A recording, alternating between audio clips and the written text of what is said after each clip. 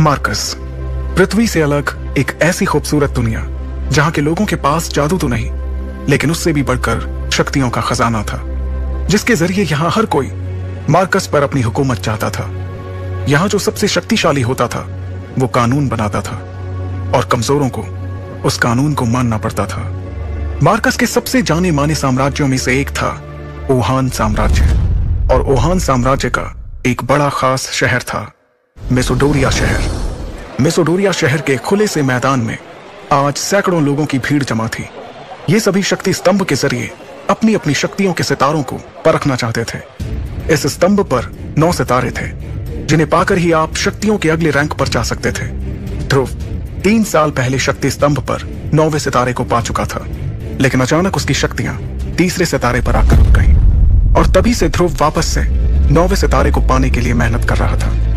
अपनी इसी शक्ति के सितारे को परखने के लिए ध्रुव सैकड़ों लोगों की भीड़ में खड़े होकर अपनी बारी का इंतजार कर रहा था।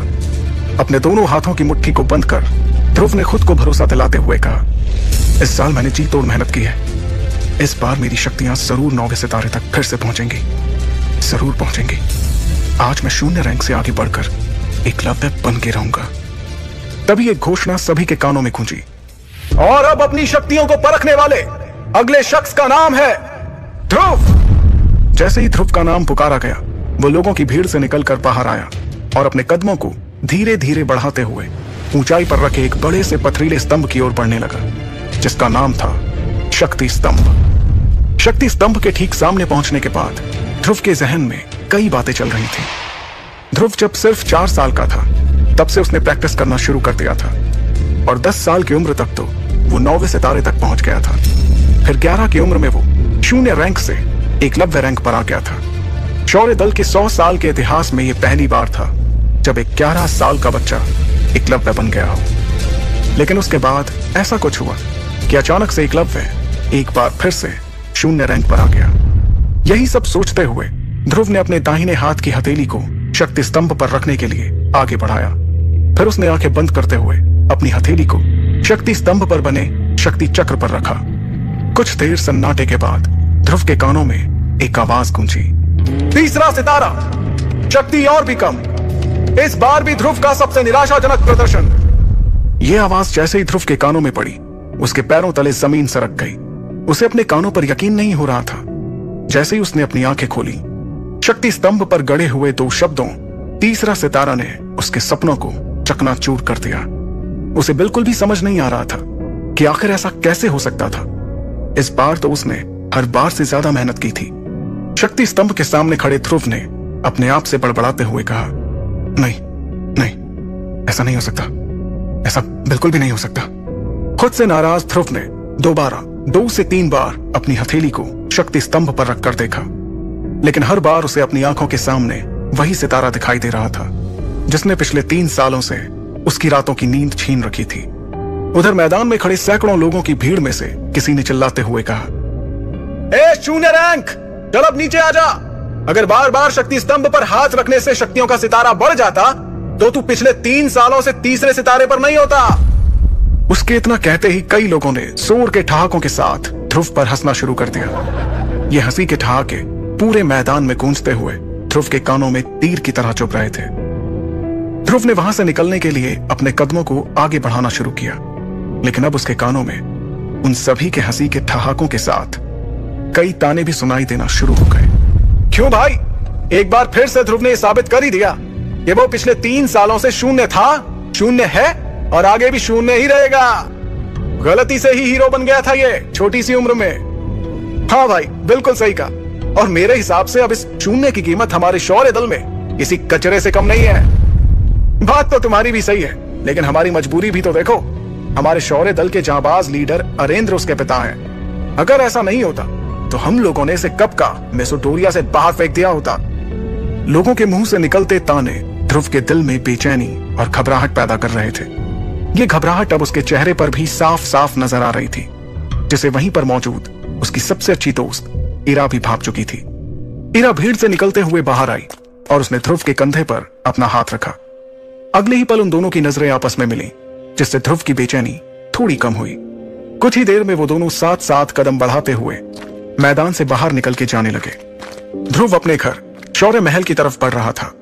तभी ईरा ने उदास दिख रहे ध्रुव का हौसला बढ़ाते हुए कहा, ध्रुव, तुम्हें उन लोगों की बातों से परेशान नहीं होना चाहिए। मुझे तुम पर पूरा भरोसा है। एक ना एक दिन तुम एकलव्य जरूर बनोगे। ईरा अपने सबसे अच्छे दोस्त को दिलासा देने की कोशिश कर रही थी, लेकिन इस वक्त ध्रुव के जहन में सिर्फ एक ही बात चल रही थी कि आखिर इतनी मेहनत करने के बाद भी उसकी शक्तियां क्यों नहीं बढ़ रही थी। एक तरफ जहां ध्रुव की परेशानियां बढ़ती जा रही थी, तो दूसरी तरफ एक और परेशानी उसके घर की ओर कदम बढ़ा रही थी। लेकिन ध्रुव उस परेशानी से पूरी तरह बेखबर था। ध्रुव और ईरा आखिरकार शौर्य महल पहुंच गए।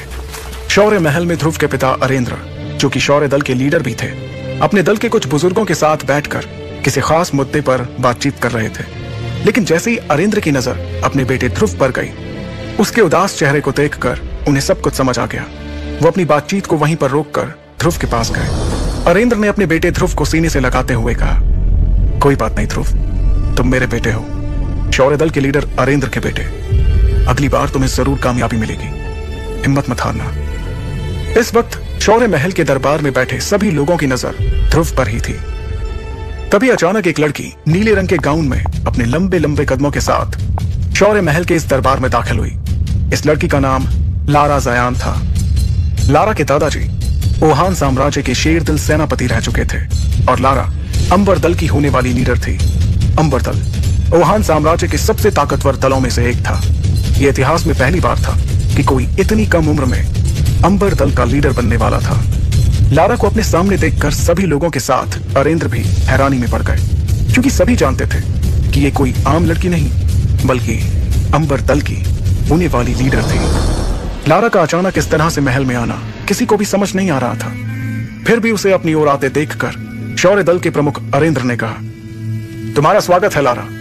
ना कोई खत, ना कोई खबर, इस तरह से यूं अचानक, सब ठीक तो है? अरेंद्र के सवाल पर लारा ने अपने दाहिने हाथ से चुटकी बजाते हुए अपने बॉडीगार्ड्स की ओर इशारा किया।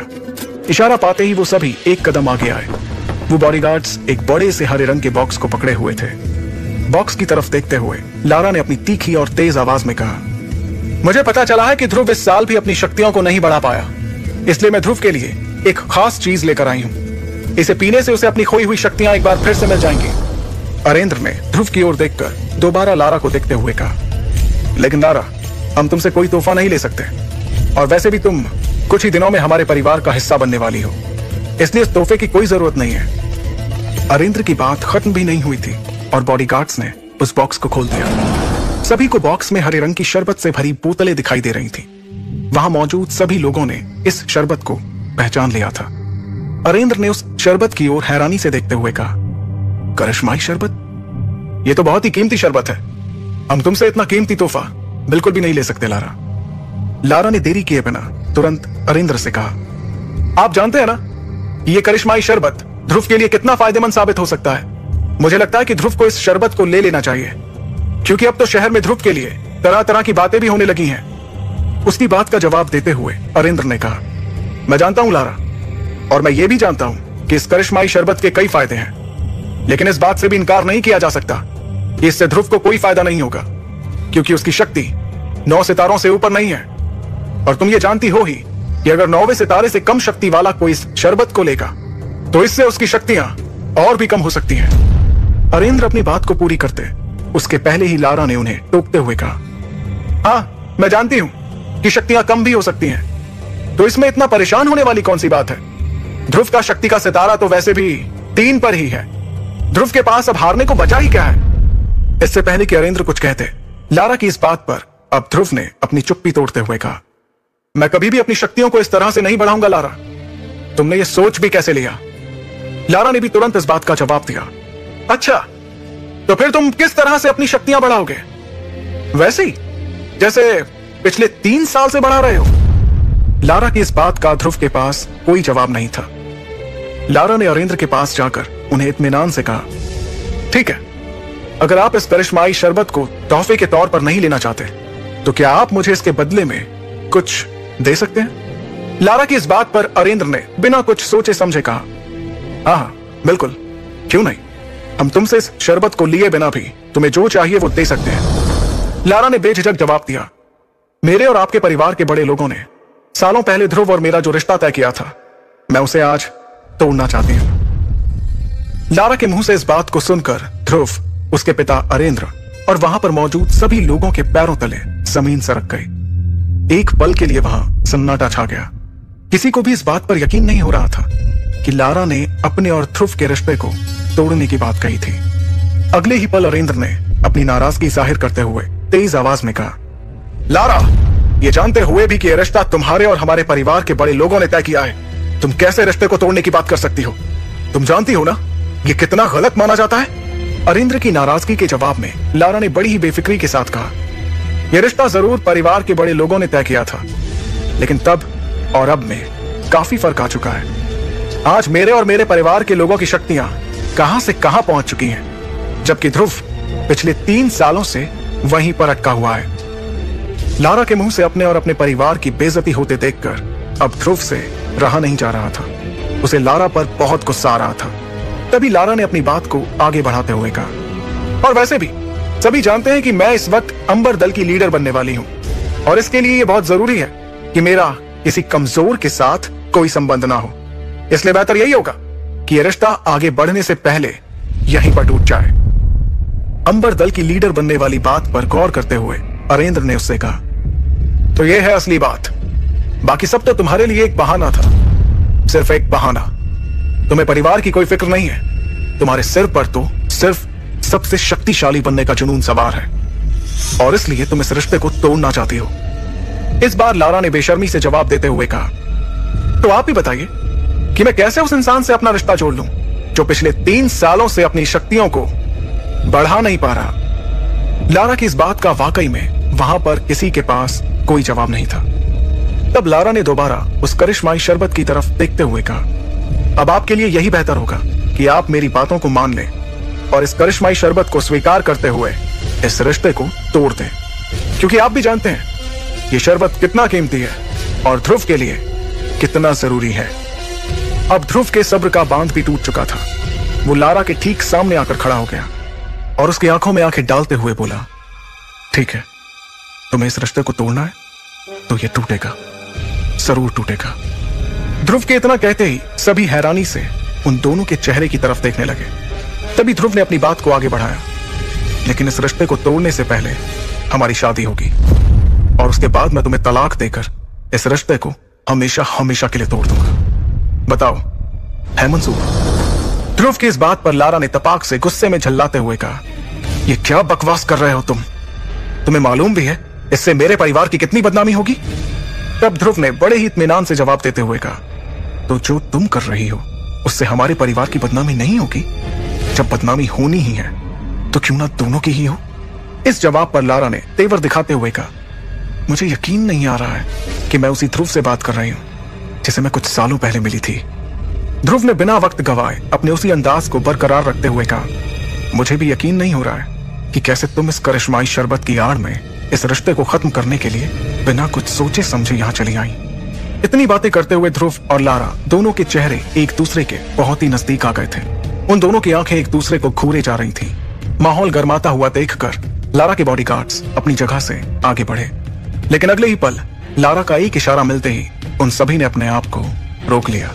फिर लारा ने अपनी बात को आगे बढ़ाते हुए कहा, मेरे पास एक तरीका है जिससे हम इस रिश्ते का फैसला कर सकते हैं। ध्रुव ने उससे पूछा, और वो क्या है? लारा ने कहा, 3 साल बाद हम दोनों के बीच एक मुकाबला होगा।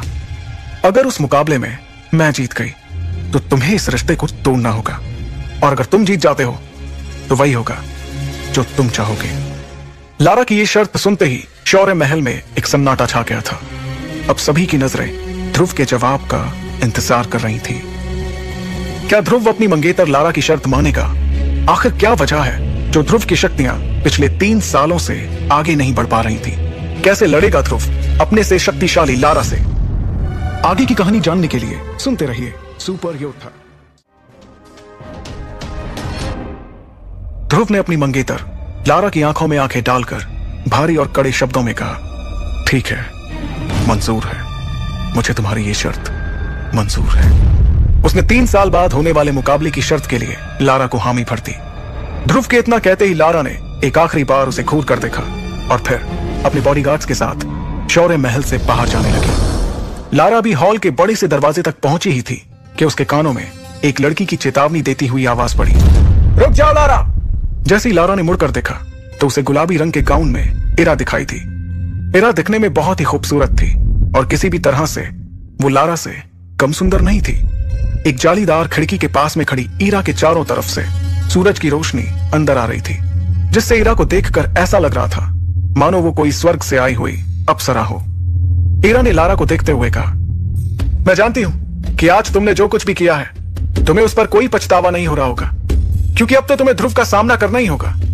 और हाँ, एक बात और, कभी ये मत सोचना कि तुम अंबर दल की लीडर बन गई तो हम लोग डर जाएंगे, क्योंकि शौर्य दल में तुमसे ताकतवर लोग भी मौजूद हैं। ईरा की इस धमकी को लारा ने बड़े ध्यान से सुना, लेकिन वो बिना कुछ कहे वहां से चली गई। दूसरी तरफ सभी के जाने के बाद ध्रुव ने अपने पिता अरेंद्र से पूरे भरोसे के साथ कहा, बाबा, मैं आपसे वादा करता हूं कि आज से ठीक 3 साल बाद लारा जयान और उसके पूरे खानदान को अपने किए पर पछतावा होगा। अब मैं जयान परिवार के सामने ही लारा को मुकाबले में हराऊंगा। अरेंद्र अपने बेटे ध्रुव को बेबाकी के साथ बात करते देख खुश हो रहे थे, क्योंकि पिछले 3 सालों से वो ज्यादातर चुपचाप ही रहता था। मगर आज उसकी मंगेतर ने यहाँ आकर जो कुछ भी किया उससे उसके अंदर का वही ध्रुव जाग गया जो 3 सालों से सोया हुआ था। लेकिन सच्चाई से मुंह भी नहीं फेरा जा सकता था, और इस वक्त सबसे बड़ी सच्चाई ये थी कि ध्रुव अपनी शक्तियों के 3रे सितारे पर ही था, जबकि लारा की शक्तियां 9वें सितारे तक पहुंच चुकी थी। इधर शौर्य महल से बाहर निकलकर ध्रुव अभी भी लारा के बारे में सोच रहा था कि किस तरह से लारा ने बातों बातों में उसकी बेइज्जती की थी और कैसे उसने ध्रुव के पिता पर रिश्ते को तोड़ने के लिए दबाव बनाया था। इन बातों के बारे में सोचते हुए ध्रुव तेजी से अपनी मां की ग्रेवयार्ड की तरफ जाने के लिए अपने कदमों को बढ़ा रहा था। ध्रुव को इस तरह से गहरी सोच में आगे बढ़ता देखकर उसकी दोस्त इरा भी उसका पीछा करते हुए बाहर आ गई ताकि वो उसका हौसला बढ़ा सके। लेकिन ध्रुव ने इरा को अपना पीछा करते हुए देखकर कहा, मैं ये चाहता हूं कि मुझे कुछ देर के लिए अकेला छोड़ दो। अपने सबसे अच्छे दोस्त से इतना सुनने के बाद इरा ने ध्रुव को कुछ देर के लिए अकेले ही रहने दिया। कुछ ही देर में ध्रुव शक्ति स्तंभ को देखते हुए अपनी मां के समाधि स्थल पर पहुंच गया। वो अपनी मां की समाधि पर गिरे पेड़ के पत्तों और धूल को साफ करने लगा। उसके बाद अपनी मां को याद करते हुए ध्रुव बातें करने लगा, मां, ऐसा क्यों हो रहा है मेरे साथ? मेरी शक्तियां आखिर क्यों नहीं बढ़ रही हैं? इस तरह तो मैं 3 साल के बाद भी लारा से मुकाबला नहीं कर पाऊंगा, और अगर कर भी लिया तो उसे हराऊंगा कैसे? आखिर कैसे? इतना कहते हुए हताश होकर ध्रुव ने अपना सर मां की समाधि पर रख दिया और अपनी आंखें बंद करते हुए कहा, 3 साल बाद सब कुछ खत्म हो जाएगा। मां, अगर मैं अपनी शक्तियों को वापस हासिल नहीं कर सका तो बाबा को पूरे मेसोडोरिया शहर के सामने शर्मिंदा होना पड़ेगा। अपनी मां से बातें करते करते ध्रुव का गला सूख चुका था। उसने अपने आप को संभाला और कहा, अब तो मां, मुझे ऐसा लगता है कि जब मैं आपकी दुनिया में आऊंगा तो आपको अपना चेहरा कैसे दिखाऊंगा, क्योंकि मैंने ऐसा तो कोई काम किया ही नहीं जिससे मैं आपका नाम रोशन कर सकूं। क्यों मां, आखिर मेरी शक्तियां क्यों नहीं बढ़ रही हैं? ये कहते हुए ध्रुव ने अपनी मुट्ठी बंद की और जमीन पर जोर जोर से अपना हाथ पीटने लगा। वो लगातार जमीन पर अपना हाथ मार रहा था। कुछ देर बाद थक कर उसने कहा, मां, अब तो कोई चमत्कार, कोई करिश्मा ही मुझे मेरी शक्तियां वापस दिला सकता है। तभी उसके कानों में एक आवाज गूंजी, ध्रुव, क्या तुम मुझे सुन पा रहे हो? अपना नाम सुनते ही ध्रुव ने इधर उधर देखा। ध्रुव हैरान हो गया, क्योंकि इस वक्त उसकी मां की समाधि पर उसके अलावा कोई भी नहीं था। तभी उसके कानों में दोबारा वही आवाज गूंजी, ध्रुव, ऐसा लगता है कि तुम किसी मुसीबत में हो और तुम्हें थोड़ी मदद की जरूरत है। इस बार इस आवाज को सुनकर ध्रुव अपनी जगह पर खड़ा हो गया और समाधि के चारों तरफ घूमकर देखने लगा, लेकिन उसे वहां कोई भी नजर नहीं आया। तभी एक बार फिर से उसके कानों में वो आवाज सुनाई पड़ी, मुझे इधर उधर ढूंढना बंद करो ध्रुव, मैं तो तुम्हारी अंगूठी में हूं। इतना सुनते ही उसने अपने सीधे हाथ की एक उंगली में काले पत्थर से बनी एक अंगूठी की तरफ देखा। यह अंगूठी ध्रुव को उसकी मां का दिया हुआ आखिरी तोहफा था। देखते ही देखते ध्रुव की अंगूठी में हलचल शुरू हो गई, जिसे देखकर वो थोड़ा हड़बड़ा गया। उसने अपने उल्टे हाथ से सीधे हाथ को संभालने की कोशिश की जिसमें उसने अंगूठी पहनी हुई थी, लेकिन तभी उसे अचानक एक जोर का झटका लगा जिससे वो जमीन पर जा गिरा। देखते ही देखते उसकी अंगूठी में से एक सफेद रंग का धुआं साय के रूप में बाहर निकला। फिर उस साय ने एक बूढ़े आदमी का रूप ले लिया। अपने सामने ये सब होता देखकर ध्रुव को अपनी आंखों पर यकीन नहीं हो रहा था। ध्रुव ने हड़बड़ाते हुए उस बूढ़े आदमी से पूछा, कौन हो तुम? ध्रुव के ये पूछते ही उस बूढ़े आदमी का सफेद साया उसके चारों तरफ घूमने लगा। उसे देखने के लिए ध्रुव को बार बार इधर से उधर गोल गोल घूमना पड़ रहा था। कभी वो साया ध्रुव के सामने होता तो कभी पलक झपकते ही उसके पीछे चला जाता। ध्रुव ने हड़बड़ाते हुए दोबारा पूछा, कौन हो तुम? और तुम मेरी अंगूठी में क्या कर रहे थे? वो साया कुछ देर तक ध्रुव के चारों तरफ घूमने के बाद उसके सवालों का जवाब देने के लिए उसके सामने आकर एक जगह पर रुक गया। मैं कौन हूं यह जानना तुम्हारे लिए जरूरी नहीं है, लेकिन हाँ, मैं तुम्हें किसी तरह की परेशानी नहीं होने दूंगा। इतना कहते हुए वो साया हंसने लगा और फिर उसने अपनी बात को आगे बढ़ाते हुए कहा, मुझे तो तुम्हारा शुक्रिया अदा करना चाहिए। आखिर तुमने पिछले 3 सालों से मुझे अपनी अंगूठी में संभाल कर रखा और देखो, आज मुझे नींद से जगा दिया। शुक्रिया ध्रुव, तुम्हारा बहुत बहुत शुक्रिया। तुम्हारे अंदर कुछ अलग ही बात है। मुझे अभी नहीं पता कि वो क्या बात है, लेकिन हाँ, वो बात कुछ अलग ही है। उस साय से इतनी बातें सुनने के बाद ध्रुव ने गुस्सा करते हुए कहा, तो तुम पिछले 3 सालों से मेरी अंगूठी में छिपकर बैठे हो। कहीं तुम्हारी वजह से ही तो मेरी शक्तियां कम नहीं हो रही थी, क्योंकि जब से तुम मेरी अंगूठी में छिपकर बैठे हो तब से मेरी शक्तियां बढ़ नहीं रही हैं। ध्रुव की इस बात पर वो साया और ज्यादा हंसने लगा। उसे इस तरह से हंसता देखकर ध्रुव ने अपने गुस्से को बरकरार रखते हुए कहा, इसका मतलब मैं सही समझ रहा हूं, तुम्हारी वजह से ही पिछले 3 सालों तक मुझे मेसोडोरिया शहर के लोगों के सामने शर्मिंदा होना पड़ा। अभी भी वो साया हंस ही रहा था, जिस पर अब ध्रुव को बहुत ज्यादा गुस्सा आने लगा और उसके मासूम से दिखने वाले चेहरे पर अब खतरनाक हाव भाव दिखाई देने लगे। वो इस वक्त इतने गुस्से में था कि उसने अपनी मां की दी हुई आखिरी निशानी की भी परवाह नहीं की। ध्रुव ने गुस्से में अपनी अंगूठी को निकाला और उसे दूर चट्टान की ओर फेंक दिया। ध्रुव को इतना परेशान होता देखकर उस साय ने कहा, सुनो ध्रुव, जो होना था वो हो चुका। अब इस तरह से तुम्हारे गुस्सा करने से कुछ भी नहीं होगा, लेकिन हाँ, अगर तुम मेरा साथ दोगे तो मैं तुम्हारे बहुत काम आ सकता हूं। यह बात ध्रुव को कुछ समझ नहीं आई। उसने उस साय से पूछा, आखिर तुम क्या चाहते हो? ध्रुव के सवाल का जवाब देने के लिए वो साया फिर से उसके सामने एक जगह पर हवा में रुक गया और कहने लगा, ये हुई ना बात। मैं चाहता हूं कि तुम मुझे फिर से अपनी अंगूठी में रहने की जगह दो, बदले में मैं तुम्हें। वो साया इसके आगे कुछ कहता, उसके पहले ही ध्रुव ने कहा, नहीं नहीं, कभी नहीं, कभी भी नहीं। मैं ऐसी गलती अब दोबारा नहीं करने वाला। मैं अब भूल कर भी उस अंगूठी को दोबारा नहीं पहनूंगा। तब उस साय ने अपने हाथ में उस अंगूठी को दिखाकर ध्रुव को समझाते हुए कहा, क्या तुम नहीं चाहते कि लोग तुम्हारी फिर से इज्जत करें, फिर से तुम्हारी शक्तियों का सितारा 3 से 9 तक पहुंचे? क्या तुम नहीं चाहते कि एक बार फिर से एकलव्य कहलाए जाओ?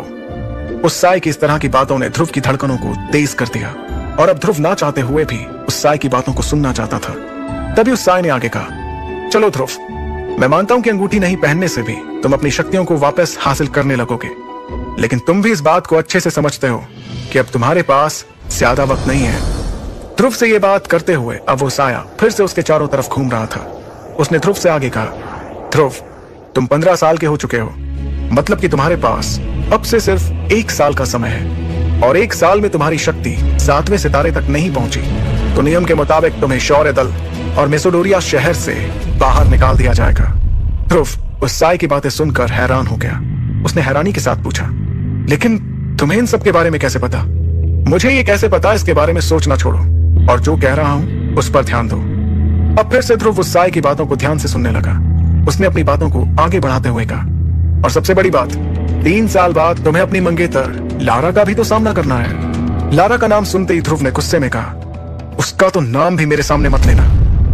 ध्रुव को इस तरह से गुस्सा होते देखकर उस साय ने हंसते हुए कहा, ध्रुव, तुम्हारे इस तरह से गुस्सा करने से कुछ नहीं होने वाला। अब तुम्हें अपने सच को स्वीकार कर लेना चाहिए और तुम्हारा सच यही है कि 3 साल बाद तुम्हें अपनी मंगेतर लारा का सामना करना होगा।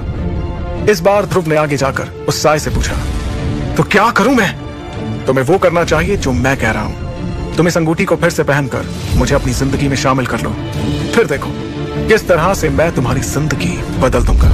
मैं तुम्हें इतना शक्तिशाली बना दूंगा कि तुम अपने सामने आने वाली हर मुसीबत का सामना हिम्मत से कर पाओगे। और हाँ, डरो मत, इस बार मैं तुम्हारी शक्तियों को नहीं लूंगा। ये बात तुम्हें बाद में समझ आ जाएगी कि अब तक ऐसा क्यों किया मैंने। धीरे धीरे तुम्हें इसका कारण समझ आ जाएगा, लेकिन अब तुम्हें डरने की जरूरत नहीं। ध्रुव को अपनी खोई हुई शक्तियों को वापस हासिल करने का इसके अलावा कोई और दूसरा रास्ता नजर नहीं आ रहा था। तब ध्रुव ने सपाट लहजे में कहा, ठीक है, मैं तैयार हूं। ध्रुव के इतना कहते ही वो सफेद रंग का साया हंसते हुए उसके पास से बहुत तेजी से निकला। वो उसके चारों तरफ इर्द गिर्द घूमने लगा, जिससे ध्रुव का संतुलन बिगड़ गया और वो एक बार फिर से जमीन पर जा गिरा। तब ध्रुव ने कहा, अरे ये क्या कर रहे हो? मेरे सारे कपड़े खराब कर दिए। जमीन से उठने के बाद ध्रुव ने उससे एक सवाल किया, वैसे तुमने अभी तक मुझे अपना नाम नहीं बताया। मेरा नाम विदुर है, लेकिन तुम मुझे सिर्फ गुरुदेव या फिर आचार्य कहना। ठीक है आचार्य विदुर, तो आप मेरी ट्रेनिंग कब से शुरू करेंगे? विदुर ने कहा, बहुत ही जल्द। तभी अचानक ध्रुव ने विदुर से पूछा, आचार्य क्या आपको करिश्माई शरबत के बारे में कुछ पता है? विदुर ने तुरंत जवाब देते हुए कहा, मेरे हिसाब से वो दुनिया का सबसे वाहियात किस्म का शरबत है। मैं तुम्हारे लिए खास चीज बनाऊंगा, अमृत धारा। उससे तुम्हें बहुत मदद मिलने वाली है। ध्रुव ने हैरान होते हुए पूछा, क्या कहा? अमृत धारा? ये क्या है और इसके क्या फायदे हैं? ध्रुव के सवालों से परेशान होकर विदुर ने कहा, तुम सवाल बहुत पूछते हो। फिलहाल मैं तुम्हें कुछ जड़ी बूटियां लिख कर दे रहा हूं, इसका इंतजाम करो। जब अमृत धारा बन जाए तो तुम खुद ही देख लेना कि वो क्या चीज है। फिर तुम खुद ही बताना मुझे कि अमृत धारा बेहतर है या तुम्हारा वो करिश्माई शरबत। इतना कहते हुए विदुर ने ध्रुव के हाथों में जड़ी बूटियों के नाम लिखकर एक कागज थमा दिया। उस कागज को पढ़कर ध्रुव के होश उड़ गए। उसने हैरानी के साथ कहा, आचार्य ये तो बहुत महंगी है।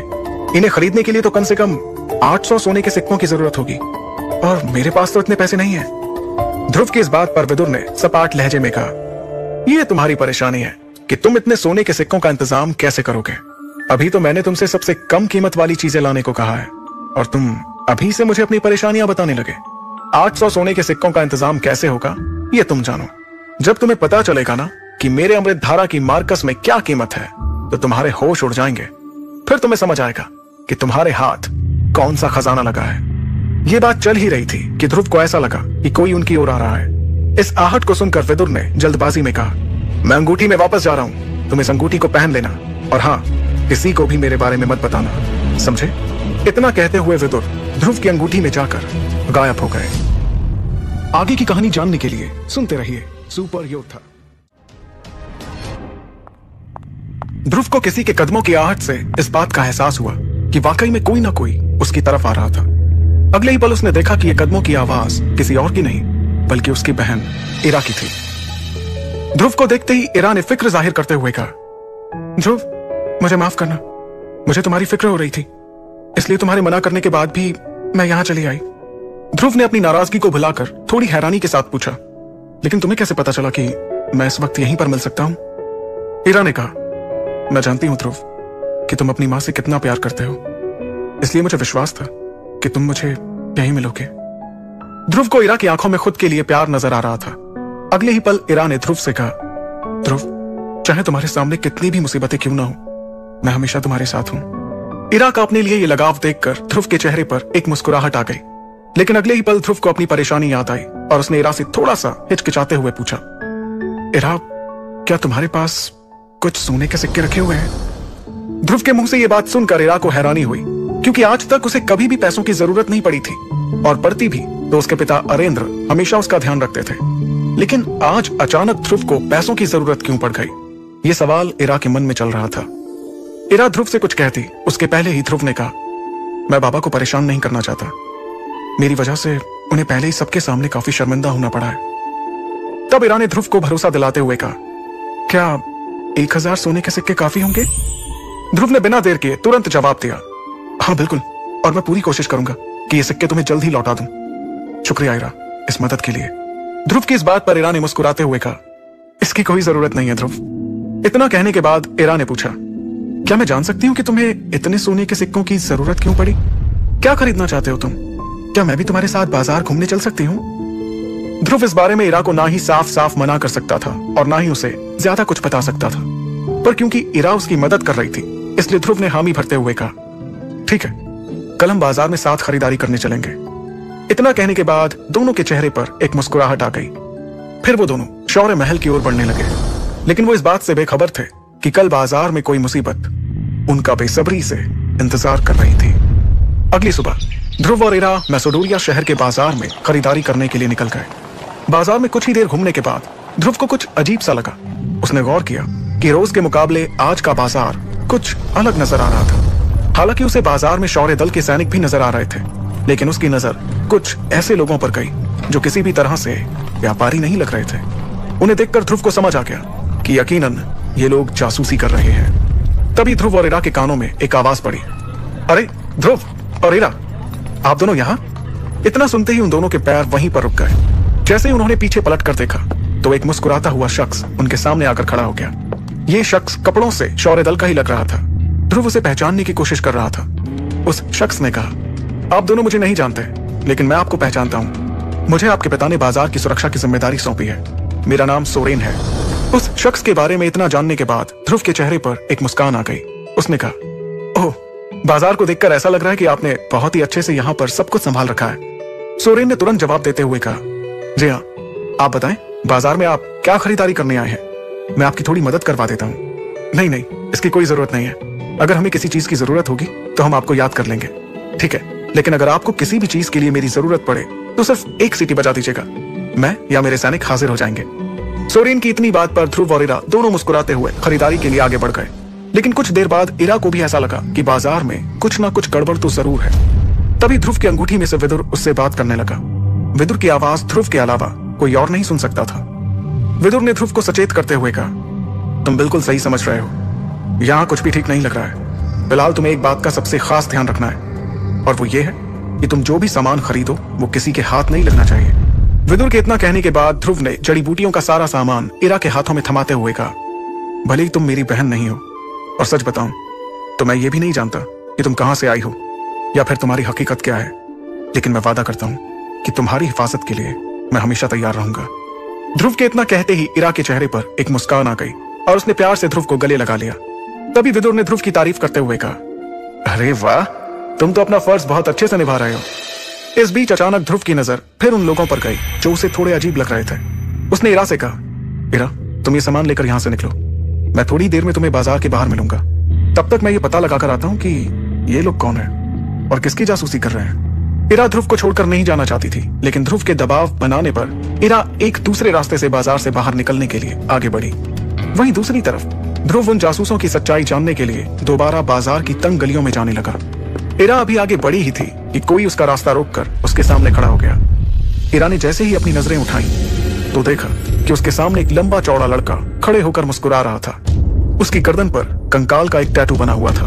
वो कंकाल के टैटू वाला लड़का कुछ कहता उससे पहले ही इरा ने सीधे और सपाट लहजे में कहा, देखो मैकी, मैं जानती हूँ कि तुम आमिश दल के लीडर के बेटे हो, लेकिन मुझे इससे कोई फर्क नहीं पड़ता। मेरे सामने से हट जाओ, मुझे कुछ जरूरी काम है। इरा की इस बात पर मैकी ने मुस्कुराते हुए कहा, ठीक है इरा, तुम करो ना अपना काम। जब तक तुम बाजार में अपना काम खत्म करोगी तब तक मुझे तुमसे बात करने का थोड़ा मौका भी मिल जाएगा। इरा ने अपने उसी तेवर को बरकरार रखते हुए कहा, मैकी, मुझे तुमसे बात करने में कोई दिलचस्पी नहीं है, बेहतर होगा कि तुम मेरा रास्ता छोड़ दो। इरा के इस तरह के बर्ताव पर मैकी को अंदर ही अंदर गुस्सा आ रहा था। फिर भी उसने अपने चेहरे पर मुस्कुराहट को बनाए रखा और अपनी जैकेट से एक ब्रेसलेट निकालकर इरा को दिखाते हुए कहा, यह खूबसूरत ब्रेसलेट देख रही हो इरा, मैंने तुम्हारे लिए लिया है। फिलहाल तुम इसे रख लो, हम किसी और दिन साथ बाजार घूम लेंगे। इरा मैकी को मना करने ही वाली थी कि तभी उसकी नजर ब्रेसलेट में लगे हुए एक मेटल पर गई। यह मेटल ध्रुव की शक्ति बढ़ाने में काम आ सकता था। इस मेटल को देखकर इरा का मन बदलने लगा और उसने मन ही मन सोचा, मैं ये ब्रेसलेट रख लेती हूँ, इसमें लगे मेटल को निकालकर ध्रुव को दे दूंगी और इस ब्रेसलेट को फेंक दूंगी। मन ही मन ये सोचते हुए इरा ब्रेसलेट की तरफ देख रही थी, जिसे देखकर मैकी के चेहरे पर एक शातिर मुस्कान आ गई। इरा को किसी सोच में डूबा देखकर मैकी ने कहा, इरा, इसमें इतना सोचने की जरूरत नहीं है। शौर्य दल और आमिश दल दोनों ही मेसोडोरिया शहर के सबसे अच्छे दलों में से हैं। हम लोगों में इस तरह के तोहफे देना एक आम बात है। इरा का ध्यान मैकी की बातों पर नहीं बल्कि ब्रेसलेट में लगे मेटल पर था। उसने जैसे ही ब्रेसलेट को छूने के लिए अपना हाथ आगे बढ़ाया, किसी ने उसका हाथ वहीं पर रोक दिया। इरा ने उस तरफ देखा तो वो ध्रुव था। ध्रुव ने इरा से नाराजगी के साथ कहा, क्या तुम्हें पता नहीं कि ये किस तरह का इंसान है? इरा से इतना कहने के बाद ध्रुव ने मैकी की तरफ देखा और कहा, मैकी, तुम इस ब्रेसलेट को अपने पास ही रखो, इरा को इसकी कोई जरूरत नहीं है। ध्रुव के बीच में आ जाने से मैकी का गुस्सा 7वें आसमान पर पहुंच गया, लेकिन इरा भी वहां पर मौजूद थी, इसलिए मैकी ने अपने चेहरे पर मुस्कान को बनाए रखा। उसने कहा, मैं तो इरा को तोहफे में सिर्फ ये ब्रेसलेट देना चाहता हूँ, ये इतनी बड़ी बात भी नहीं है। ध्रुव मैकी को बहुत अच्छे से जानता था। उसकी वजह यह थी कि शौर्य दल और आमिश दल के आपस में रिश्ते ठीक नहीं थे। ध्रुव ने बेबाकी से उसे जवाब देते हुए कहा, तुम्हारी लड़कियों के साथ किस तरह के रिश्ते होते हैं ये पूरा मैसेडोनिया शहर जानता है मैकी। तो बेहतर यही होगा कि तुम अपना ये घटिया तरीका किसी और लड़की पर आजमाओ। इतना कहने के बाद ध्रुव ने अपना एक कदम मैकी की ओर बढ़ाया और उसके ठीक सामने तन कर खड़े होते हुए उसकी आंखों में आंखें डालकर कहा, तुम्हारी सेहत के लिए यही बेहतर होगा कि तुम इरा से हमेशा दूर रहो, समझे? अब मैकी का सब्र टूट रहा था। उसे इस तरह से गुस्से में देखकर आमिश दल के कुछ सैनिकों ने ध्रुव और इरा को चारों तरफ से घेर लिया। उनकी हरकत को देखने के बाद ध्रुव ने हंसते हुए मैकी की ओर देखा और पूरे भरोसे के साथ एक सीटी मारी। ध्रुव की सीटी की आवाज के साथ ही 15 से 20 शौर्य दल के सैनिकों ने वहां आकर आमिश दल के सैनिकों को घेर लिया। अब पूरे बाजार का ध्यान सिर्फ उन लोगों पर था। यह देखकर मैकी को समझ आ गया था कि वो अब पूरी तरह से घिर चुका है। इसलिए उसने कहा, मर्द हो तो अपने सैनिकों का सहारा छोड़कर खुद मेरा मुकाबला करने के लिए मैदान में आओ। ध्रुव ने उसकी इस बात का साफ साफ जवाब देते हुए कहा, तो तुम मुझसे यहाँ पर मुकाबला करना चाहते हो? और तुम्हारे हिसाब से अगर मैं मर्द हूं तो मैं तुमसे मुकाबला करूं? हाँ, अगर मर्द हो तो अकेले मेरा मुकाबला करो। मैकी की इस बात पर ध्रुव ने अपनी चतुराई दिखाते हुए कहा, ठीक है, अगर ऐसी ही बात है तो बताओ तुम्हारी उम्र क्या है? ध्रुव के इस सवाल का मैकी ने कोई जवाब नहीं दिया। तब ध्रुव ने कहा, मैकी, तुम 23 साल के हो और मैं 15, यानी मैं तुमसे उम्र में काफी छोटा हूं। तो क्या तुम सच में मेरे साथ मुकाबला करना चाहते हो? ध्रुव के इतना कहते ही वहां मौजूद भीड़ का ध्यान उन दोनों पर चला गया। ध्रुव का इस तरह का बर्ताव देखकर मैकी को थोड़ा अजीब लग रहा था। तभी ध्रुव ने वहां मौजूद भीड़ का ध्यान अपनी ओर खींचकर मैकी पर हंसते हुए कहा, देखो देखो, सभी देखो जरा, आमिश दल के लीडर का बेटा मैकी मुझसे एक बच्चे से लड़ना चाहता है और मैंने तो अभी तक यूथ सेरेमनी में भी हिस्सा नहीं लिया है। मुझ जैसे को हराकर आमिश दल अपनी शक्ति का प्रदर्शन करना चाहता है। ध्रुव की इस बात पर बाजार की भीड़ ठहाकों के साथ मैकी पर हंसने लगी। अपने आप पर इतने लोगों को हंसता हुआ देखकर मैकी थोड़ा सा हड़बड़ा गया। अब उसे भी ये बात समझ आ गई थी कि ध्रुव अपनी कम उम्र का फायदा उठाकर सबके सामने उसका मजाक बना रहा था।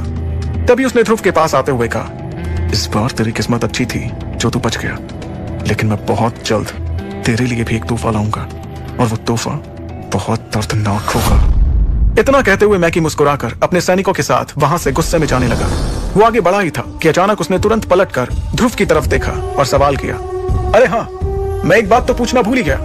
मैंने सुना है कि जयान परिवार ने तुम्हारे परिवार के साथ रिश्ता तोड़ दिया है, क्या ये बात सच है? ये कहते ही मैकी ध्रुव पर हंसने लगा और फिर दोबारा अपनी बात को आगे बढ़ाते हुए कहने लगा, सच कहूं तो ये अच्छा ही हुआ, क्योंकि तुम एक शून्य हो जिसकी जोड़ी शायद लारा के साथ कभी नहीं जमती। मैकी ने लारा की बात को बीच में लाकर एक बार फिर से ध्रुव के जख्मों को कुरेद दिया था। ध्रुव गुस्से में कुछ कर बैठता, इससे पहले ही अंगूठी में से विदुर ने उसे खामोश रहने का इशारा किया और मैकी उस पर हंसते हुए वहां से चला गया। लेकिन अब ध्रुव की आंखें गुस्से से लाल हो रही थी। तभी इरा ने उसे रोका और समझाते हुए कहा, जाने दो उसे ध्रुव, मैकी एक पागल कुत्ते की तरह है, उसे भौंकने की आदत है। इरा की बातों को मानकर ध्रुव ने अपने आप को संभाला और खुद से कहा, आमिश दल के लोगों का हमारे इस बाजार में घूमना सही नहीं है, इनके बारे में जरूर कुछ ना कुछ करना पड़ेगा। ध्रुव के गुस्से को शांत करने के लिए इरा ने कहा, क्या हमें कुछ और सामान भी खरीदना है या फिर हम घर चलें? नहीं, अभी हमें कुछ और सामान भी लेना है। ठीक है, तो चलो हम जल्दी यहां से चलते हैं। फिर थोड़ी ही देर में एक दुकान पर ध्रुव को एक चमकदार काला पत्थर दिखा, जिसे देखकर ध्रुव के कदम वहीं रुक गए, क्योंकि अंगूठी में से विदुर ने ध्रुव को वो काला पत्थर खरीदने का इशारा किया था। ध्रुव ने उस पत्थर को उठाया और उसे गौर से देखने लगा। जब इरा ने ये देखा तो उसने ध्रुव से पूछा, क्या तुम इस चमकदार पत्थर के बारे में कुछ जानते हो? ध्रुव अभी भी गौर से उस चमकदार पत्थर को देख रहा था। उसने इरा के सवाल का जवाब देते हुए कहा, नहीं, मैं नहीं जानता। तो क्या हम ये खरीदने वाले हैं? हाँ, हम ये खरीदने वाले हैं। ओफो ध्रुव, जब तुम इसके बारे में कुछ जानते ही नहीं हो तो फिर इसे क्यों खरीदना चाहते हो? पता नहीं, बस मेरा मन कह रहा है कि मुझे खरीदना चाहिए। उस चमकदार पत्थर को गौर से देखते हुए ध्रुव ने मन ही मन कहा, अब होगी मेरी असली ट्रेनिंग शुरू। आगे की कहानी जानने के लिए सुनते रहिए सुपर योद्धा। इरा को नहीं समझ आया कि ध्रुव उस काले चमकदार पत्थर को क्यों खरीदना चाहता था। बाजार में घूमकर थक चुकी इरा ने कहा, ध्रुव, अगर अब तुम्हारी खरीदारी पूरी हो गई हो तो क्या हम घर चलें? ध्रुव ने मुस्कुराते हुए इरा की तरफ देखा और हाँ के इशारे में अपना सिर हिलाया। ध्रुव मन ही मन खुद से कहने लगा, आखिरकार अब वो दिन करीब है जब मैं अपनी खोई हुई शक्तियों को वापस हासिल कर पाऊंगा। लेकिन हकीकत तो ये थी कि उसके साथ कुछ ऐसा होने वाला था जिसके बारे में उसने कभी सपने में भी नहीं सोचा था। कुछ ही देर में ध्रुव और इरा शौर्य महल पहुंच गए। इरा के अपने कमरे में जाने के बाद ध्रुव सबसे ऊपर बने अपने कमरे में चला गया। उसने दरवाजा बंद करके अपनी अंगूठी की तरफ देखते हुए जोश के साथ कहा, आचार्य देखो, मैं वो सब कुछ लेकर आ गया जो आपने मुझसे लाने को कहा था। ध्रुव के इतना कहते ही उसकी अंगूठी में से एक सफेद रंग की रोशनी तेजी से बाहर निकली, जिसके झटके से ध्रुव जमीन पर जा गिरा। अपने आप को संभालते हुए खड़े होकर उसने कहा, हर बार इस तरह से आना जरूरी है क्या? मुझे कुछ हो जाता तो? ध्रुव की इस बात पर विदुर ने हंसकर उसके इर्द गिर्द घूमते हुए कहा, अब जब तक मैं तुम्हारे साथ हूं, मैं तुम्हें कुछ भी नहीं होने दूंगा। इस पर ध्रुव ने थोड़ा बेरुखी से कहा, हाँ हाँ ठीक है, वो तो देख ही रहा हूं। पहले तो खुद ही मुझे चोट पहुंचाते हो और फिर खुद ही कहते हो कि मैं तुम्हें कुछ नहीं होने दूंगा। फिर अगले ही पल ध्रुव ने अपने बेड के सामने रखी टेबल पर सारा सामान रख दिया और पूरे जोश में कहा, ये देखो, आपने जो जो सामान लाने को बोला था, मैं वो सब कुछ लेकर आ गया हूँ। अब आप जल्दी से मेरी ट्रेनिंग शुरू कीजिए। अच्छा लग रहा है तुम्हारा ये जोश देखकर, मुझे सचमुच बहुत अच्छा लग रहा है। अगले ही पल विदुर ने ध्रुव को ऑर्डर देते हुए कहा, जाओ जल्दी से एक बड़े से बर्तन में गर्म पानी लेकर आओ। आचार्य के मुंह से यह सुनकर ध्रुव को थोड़ा सा अजीब लगा, लेकिन वो उनकी बात मानते हुए कुछ ही देर में एक बड़े से बर्तन में गर्म पानी लेकर आ गया। विदुर ने बाजार से लाए हुए सामान में से कुछ जड़ी बूटियों को उस गर्म पानी में डाल दिया। उन जड़ी बूटियों के पानी में घुलने से धीरे धीरे पानी का रंग बदलने लगा और तभी अचानक विदुर ने चुटकी बजाई। उनके चुटकी बजाते ही ध्रुव के कमरे में उसके बेड और उसके टेबल के बीच एक कालीन ने जगह ले ली। उस कालीन पर विदुर ध्यान की मुद्रा में बैठ गए और उन्होंने ध्रुव से कहा, मेरा मुंह क्या देख रहे हो? आकर मेरे सामने बैठ जाओ। आचार्य की बात मानते हुए ध्रुव उनके ठीक सामने कालीन पर बैठ गया और ध्यान से विदुर को देखने लगा। देखते ही देखते ध्यान की मुद्रा में बैठे हुए विदुर की हथेलियों से आग की लपटें निकलने लगी। अगले ही पल विदुर ने अपने दूसरे हाथ की हथेली को उस आग वाली हथेली के ऊपर रखा। ऐसा करने से वो आग बुझ गई। ये सब देखकर ध्रुव का चेहरा खिल उठा। तब विदुर ने ध्रुव की तरफ देखते हुए कहा, अगली बारी तुम्हारी। ये एक बहुत ही साधारण सी टेक्निक है। इसके जरिए मैं देखना चाहता हूं कि तुम्हारे शरीर में ताकत कितनी है।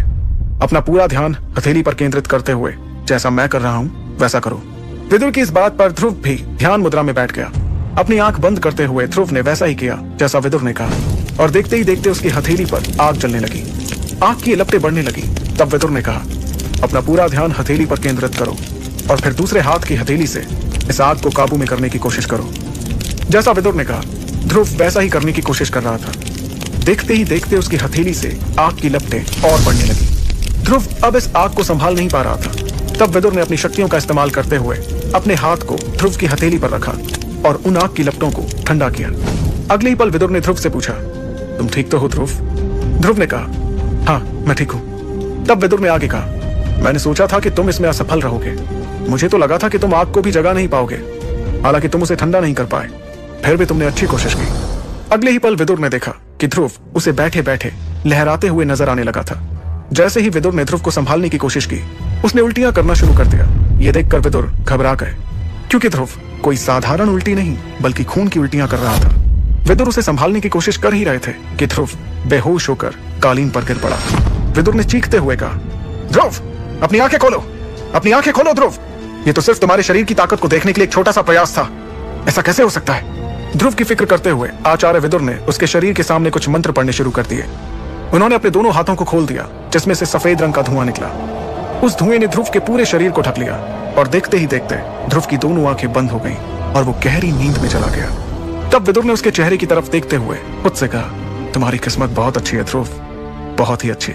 खुद से इतना कहने के बाद विदुर ने ध्रुव को कालीन पर सुला दिया और अपनी शक्तियों से ध्रुव की शक्तियों को बढ़ाते हुए कहा, अब से मेरा भविष्य भी तुम पर ही निर्भर है। कल से तुम्हारी जिंदगी के एक नए दिन की शुरुआत होगी। अगली सुबह जब ध्रुव की नींद खुली तो उसे अपने शरीर में एक अजीब सा बदलाव नजर आया। उसे ऐसा बिल्कुल भी नहीं लगा कि कल की ट्रेनिंग के दौरान वो उल्टी करते हुए बेहोश होकर गिर पड़ा था। कुछ देर के बाद ध्रुव का ध्यान हरे रंग से भरे हुए पानी के जार पर गया। उस जार को देखकर उसने अपने आप से कहा, अरे ये तो शायद वही है जो कल आचार्य गर्म पानी से बना रहे थे। कहीं ये अमृत धारा तो नहीं जिसके बारे में आचार्य ने मुझे बताया था। इतना कहकर ध्रुव उस हरे पानी के जार के पास पहुंचा और उसे गौर से देखने लगा। तभी अचानक उसकी अंगूठी में से एक आवाज आई, हाँ तुम बिल्कुल ठीक सोच रहे हो ध्रुव, ये वही अमृत धारा है जिसके बारे में मैं तुम्हें बता रहा था। और अगले ही पल विदुर ध्रुव की अंगूठी से बाहर आ गए और कहने लगे, तुम फिलहाल उससे दूर रहो और मैंने जो तुम्हें कुछ चीजें सिखाई थी उन्हें दोहराते रहो। और हाँ, कल मैं तुम्हें चमकीले काले पत्थर के बारे में कुछ चीजें बताना भूल गया था, उसे ध्यान से सुनो। विदुर के इतना कहते ही ध्रुव ध्यान से उसकी बातों को सुनने लगा। ये चमकीला पत्थर मार्कस के किसी योद्धा का लगता है। इस पत्थर में क्लास 2 टेक्निक छिपी है जिसका नाम है वैक्यूम हैंड। हालांकि इसका लेवल जो है वो लो है। चमकीले पत्थर की यह खासियत सुनकर ध्रुव बहुत खुश हो गया। उसने जोश में आकर कहा, क्या बात है, मैंने कभी सपने में भी नहीं सोचा था कि किसी योद्धा की वैक्यूम हैंड टेक्निक मेरे हाथ लगेगी। आप मुझे कब इसकी शक्तियों का इस्तेमाल करना सिखाएंगे? ध्रुव को इतना खुश देखकर विदुर ने कहा, अरे रुको जरा, पहले मेरी पूरी बात तो सुन लो। विदुर के इतना कहने पर ध्रुव चुपचाप उनकी बातें सुनने लगा। अपनी बात को आगे बढ़ाते हुए विदुर ने कहा, तुम इस वैक्यूम हैंड टेक्निक का इस्तेमाल तभी कर सकते हो जब तुम्हारी शक्ति का सितारा सामने वाले की शक्ति के सितारे से ज्यादा हो। यह बात सुनकर ध्रुव थोड़ा सोच में डूब गया। तभी विदुर ने उसे वैक्यूम हैंड टेक्निक के बारे में एक और हैरान कर देने वाली बात बताई। और सबसे खास बात, पहले तुम्हें अपनी शक्ति को अगले सितारे तक ले जाना पड़ेगा, तभी तुम इस पत्थर में छुपी टेक्निक का इस्तेमाल कर सकते हो। यह सुनकर ध्रुव हैरानी में पड़ गया। उसे हैरान देखकर विदुर ने कहा, अगर तुम इसका इस्तेमाल करना चाहते हो तो कड़ी मेहनत करना शुरू कर दो, तभी तुम इसका इस्तेमाल कर पाओगे, वरना भूल जाओ कि कभी तुम्हारे हाथ मार्कस के किसी योद्धा की टेक्निक आई थी। विदुर की इस बात पर ध्रुव एकदम से जोश में आकर कहने लगा, आचार्य, आप ऐसा कैसे कह रहे हैं? आपको क्या लगता है कि मैं मेहनत करने से डरता हूं? नहीं, ऐसी बात नहीं है। मैं तो बस तुम्हें बताना चाहता हूं, इस चमकीले पत्थर में जो टेक्निक छिपी हुई है, तुम उसका इतनी आसानी से इस्तेमाल नहीं कर सकते हो। इसके लिए तुम्हें अपनी शक्तियों को बढ़ाना होगा। अपने आचार्य की इस बात को सुनकर ध्रुव थोड़ा शांत हुआ। तब विदुर ने उसे एक अच्छी खबर देते हुए कहा, क्या तुम्हें अपने आप में कुछ बदलाव नजर आ रहे हैं? विदुर के ये सवाल पूछते ही ध्रुव को एहसास हुआ कि शायद कल की ट्रेनिंग के बाद वो अपनी शक्तियों में एक सितारा आगे बढ़ चुका था। अब उसकी शक्तियां तीसरे सितारे से चौथे सितारे पर आ चुकी थी। लेकिन ये सिर्फ उसका एक अंदाजा था। ध्रुव अपनी बढ़ी हुई शक्ति को अच्छे से महसूस कर रहा था। वो इस बात की खुशी मनाता उससे पहले ही विदुर ने उसकी मुश्किलें बढ़ाते हुए कहा, मैं तुम्हें एक बात और बता दूं, मैंने जो अमृत धारा बनाई है वो ज्यादा महीनों तक नहीं चल पाएगी। तुम एक बार फिर से बाजार जाने की तैयारी कर लो। अपने आचार्य की इस बात को सुनकर ध्रुव पूरी तरह से हैरान हो गया। उसने हैरानी के साथ कहा, लेकिन अभी तक तो आपने इसका इस्तेमाल करना भी नहीं सिखाया और आप कह रहे हैं कि ये बहुत जल्दी खत्म भी हो जाएगी। क्या मुझे फिर से इन जड़ी बूटियों को खरीदने के लिए पैसों का इंतजाम करना होगा? ध्रुव की इस बात का तुरंत जवाब देते हुए विदुर ने कहा, समय आने पर तुम्हें अमृत धारा की सारी खूबियां पता चल जाएंगी। फिलहाल तुम फिर से पैसों का इंतजाम करने के बारे में सोचो। लेकिन मैं फिर से इतने सारे पैसों का इंतजाम कहां से करूंगा? तब विदुर ने उसे इस परेशानी का हल बताते हुए कहा, तुम चाहो तो अपने बाबा से इसके लिए पैसे ले सकते हो। विदुर की इस बात पर ध्रुव ने परेशान होते हुए कहा, नहीं, मैं ऐसा बिल्कुल भी नहीं कर सकता। मैं अपने बाबा को अपनी किसी मुसीबत के बारे में नहीं बताना चाहता। मेरी वजह से वो पहले से ही परेशान रहते हैं। ठीक है, कोई बात नहीं। अगर तुम अपने पिता से किसी तरह की मदद नहीं लेना चाहते हो तो एक बार फिर से इरा से मदद ले लो। विदुर की इस बात पर ध्रुव ने चिढ़ते हुए कहा, आचार्य, आप ही कैसी बात कर रहे हैं? अभी तक मैंने इरा को पहले के 1000 सोने के सिक्के ही नहीं लौटाए हैं और आप हैं कि एक बार फिर से उससे मदद लेने की बात कर रहे हैं। इस पर विदुर ने बेपरवाह होते हुए कहा, देखो, वो तुम्हें देखना है, लेकिन मैं तुम्हें एक बात साफ साफ बता देना चाहता हूं। तुम जो तीसरे सितारे से चौथे सितारे पर पहुंचे हो, ये इस अमृत धारा का ही करिश्मा है। जब तुम ट्रेनिंग के बाद बेहोश हो गए थे तो अमृत धारा के पानी में लेट कर ही तुम्हारा शरीर फिर से ठीक हुआ है। अमृत धारा की यह खासियत सुनकर ध्रुव पूरी तरह से हैरान रह गया था। उसके चेहरे पर खुशी की लहर दौड़ने लगी। वो अमृत धारा के बारे में कुछ पूछता उससे पहले ही विदुर ने कहा, फिलहाल तुम्हें इसके लिए ज्यादा खुश होने की जरूरत नहीं है। तुम बस इतना समझ लो कि अगर तुम्हें अपनी शक्तियों को अगले सितारे तक ले जाना है तो तुम्हें बाजार से उन चीजों को फिर से खरीदना पड़ेगा और इसके लिए तुम्हें कई सोने के सिक्कों की जरूरत पड़ेगी। ये बात सुनकर ध्रुव ने थोड़ा परेशान होते हुए कहा, ठीक है, मुझे बार बार एक ही बात मत बताओ, मैं कोई ना कोई रास्ता जरूर निकाल लूंगा। इतना कहते हुए ध्रुव अपने कमरे से बाहर निकल गया और इस परेशानी के हल के बारे में सोचने लगा। दूसरी ओर विदुर फिर से ध्रुव की अंगूठी में जाकर बैठ गया। शौर्य महल से बाहर निकलते ही ध्रुव को शौर्य दल के ट्रेनिंग ग्राउंड से कुछ आवाजें आने लगी। उन आवाजों से उसे समझ आ गया कि वहां पर 2 योद्धाओं के बीच प्रैक्टिस चल रही थी। ध्रुव ने बिना देर किए अपने कदमों को ट्रेनिंग ग्राउंड की ओर बढ़ा लिया। कुछ ही देर में वो ट्रेनिंग ग्राउंड के बड़े से दरवाजे पर पहुंच गया और अपनी आंखों के सामने का नजारा देखकर उसने कहा, ओहो, तो ये बात है, आज इरा सनी को मजा चखा रही है। ट्रेनिंग ग्राउंड मिसोडोरिया शहर के लोगों से खचाखच भरा हुआ था। इस वक्त सनी और इरा के बीच तगड़ा मुकाबला चल रहा था। सनी ध्रुव का बहुत दूर का भाई था। सनी और ध्रुव में ज्यादा बनती भी नहीं थी। सभी लोग तालियां बजाकर सनी और इरा का हौसला बढ़ा रहे थे। वो दोनों हवा में उड़ते हुए एक दूसरे के वार पर पलटवार कर रहे थे। इसी बीच सनी ने इरा के मुंह पर मुक्के से जोरदार वार किया, लेकिन इरा ने अपने चेहरे को बचाते हुए सीधे सनी के पैर पर पलटवार किया। इस वार से सनी जमीन पर जा गिरा और उसके मुंह पर धूल का गुबार नजर आने लगा। तब इरा ने उससे कहा, क्यों, कैसी रही? जमीन पर पड़े सनी से इतना कहते हुए जैसे ही इरा ने सामने देखा तो उसे ध्रुव नजर आया। वो ध्रुव के पास पहुंच गई और उसे गले लगाने लगी। ध्रुव के शरीर को देखकर उसे बहुत ही जल्द इस बात का अंदाजा हो गया कि उसके शरीर में जो बदलाव नजर आ रहे हैं वो शक्ति के चौथे सितारे के हैं। तब इरा ने मुस्कुराते हुए ध्रुव से कहा, ध्रुव, तुमने मुझे बताया भी नहीं कि तुमने ट्रेनिंग लेना शुरू कर दिया है। इरा के इतना कहते ही ध्रुव ने अपने आप को देखना शुरू किया। तभी इरा ने आगे कहा, तुम्हें मुझसे कोई झूठ बोलने की जरूरत नहीं है। मुझे खुशी है कि तुमने अपनी शक्ति का एक सितारा बढ़ा लिया है। ध्रुव और इरा आपस में बात कर ही रहे थे कि तभी उनके पीछे कोई आकर खड़ा हो गया। उसने उन दोनों से कुछ ऐसी बात कही जिसे सुनकर ध्रुव के चेहरे का रंग बदलने लगा और उसकी आंखों में खून उतर आया।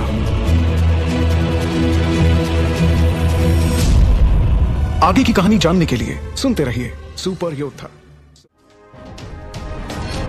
ध्रुव का ध्यान इरा की बातों से हटकर उस शख्स पर गया। अपने सामने खड़े उस शख्स को देखकर ध्रुव के चेहरे का रंग बदलने लगा और उसकी आंखों में खून उतर आया। उस शख्स ने अपने दोनों हाथों में ग्लव्स पहने हुए थे और अपने लंबे बालों की पूनी बना रखी थी। ये वो शख्स था जो ध्रुव का दूर का भाई होने के साथ साथ ध्रुव की शक्तियां कम होने पर उसका हमेशा ही मजाक उड़ाता था। ये सनी ही था जो इरा के साथ प्रैक्टिस कर रहा था। आज जब ध्रुव अपनी शक्तियों में तीसरे सितारे से चौथे सितारे पर पहुंच गया था तो वो सनी से मुकाबले के बारे में सोचने लगा। तभी ध्रुव को अपनी अंगूठी में से विदुर की आवाज सुनाई थी, रुको, मैं जानता हूं कि तुम उसे पसंद नहीं करते, लेकिन इस वक्त तुम्हें उससे उलझने की जरूरत नहीं है। और वैसे भी वो शक्ति का 7वां सितारा भी पार कर चुका है और तुम अभी सिर्फ तीसरे सितारे से आगे बढ़े हो, तो तुम्हारे लिए यही बेहतर होगा कि तुम अभी सनी से दूर रहो। ध्रुव आचार्य विदुर की बातें सुन ही रहा था कि तब तक सनी उसके और नजदीक आकर खड़ा हो गया। तब ध्रुव के पास में ही खड़ी इरा ने सनी से कहा, तुम्हारी प्रैक्टिस मेरे साथ चल रही है सनी, ना कि ध्रुव के साथ, तो बेहतर होगा कि तुम उससे दूर ही रहो। इतना कहते हुए इरा ने अपने दोनों हाथों को फैलाया और हवा में उड़कर सनी को पीछे धकेलने लगी। सनी भी इरा का सामना करते हुए हवा में पीछे जाने लगा। अगले ही पल दोनों मैदान के बीच में आ गए और एक दूसरे का मुकाबला करने के लिए तैयार हो गए। उन दोनों को ऐसे मुकाबला करता देख ध्रुव को इरा की फिक्र होने लगी।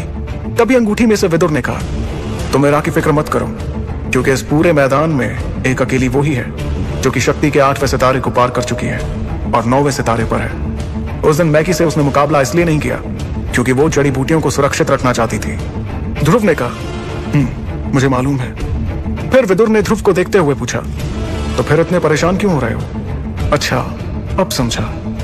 अमृत धारा के लिए पैसों का इंतजाम जो करना है इसलिए परेशान हो, लेकिन तुम तो अपने बाबा की मदद भी नहीं लेना चाहते, इरा की मदद भी नहीं लेना चाहते, तो कैसे करोगे इंतजाम?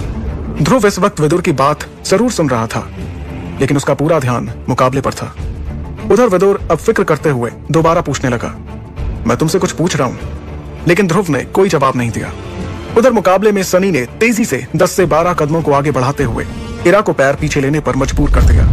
तब इरा ने बड़ी सूझबूझ के साथ अपने आप को संभालते हुए खुद को थोड़ा एक तरफ झुकाया, जिससे सनी औंधे मुंह जमीन पर जा गिरा। इरा ने उसका मजाक उड़ाते हुए कहा, क्यों, आया मजा, और कोशिश करनी है? उधर विदुर की छटपटाहट से ध्रुव का अपनी अंगूठी पर ध्यान गया। विदुर ने दोबारा ध्रुव से पूछा, मैं तुमसे कुछ पूछ रहा हूं कि तुम पैसों का इंतजाम कैसे करोगे? तब ध्रुव ने एक सटीक जवाब देते हुए कहा, पैसों का इंतजाम करने के लिए मेरे दिमाग में एक तरकीब है। ध्रुव की इस बात पर खुश होते हुए विदुर ने तुरंत पूछा, तो फिर मुझे भी बताओ कि तुम्हारे इस खुराफाती दिमाग में आखिर चल क्या रहा है? ध्रुव ने कहा, बताता हूं, पहले हम कहीं अच्छी जगह जाकर बैठते हैं और फिर इस मुकाबले को देखते हुए इस बारे में बात करते हैं। इतना कहते हुए ध्रुव मैदान में चल रहे मुकाबले के चारों तरफ अपनी नजरें दौड़ाने लगा। तभी उसे वहां ऊंचाई पर कुछ खाली सीटें नजर आईं। इसके बाद वो साइड से होते हुए उस ओर जाने के लिए आगे बढ़ा। वहीं लोगों की भीड़ में कुछ 4-5 लड़कियों में से एक लड़की ने दूसरी लड़की से कहा, ए काव्या, वो देखो कौन आ रहा है। उसके इतना कहते ही काव्या ने ध्रुव की ओर नजरें घुमाई। उसी वक्त इरा ने भी सनी से मुकाबला करते करते ये देख लिया कि काव्या ध्रुव को देख रही थी। काव्या वो लड़की थी जिसने ध्रुव की शक्तियों का सितारा गिरने पर उससे दूरी बना ली थी, लेकिन आज ध्रुव की शक्तियां बढ़ने से वो कुछ अलग ही नजर आ रही थी और इसी वजह से काव्या उससे बात करना चाह रही थी।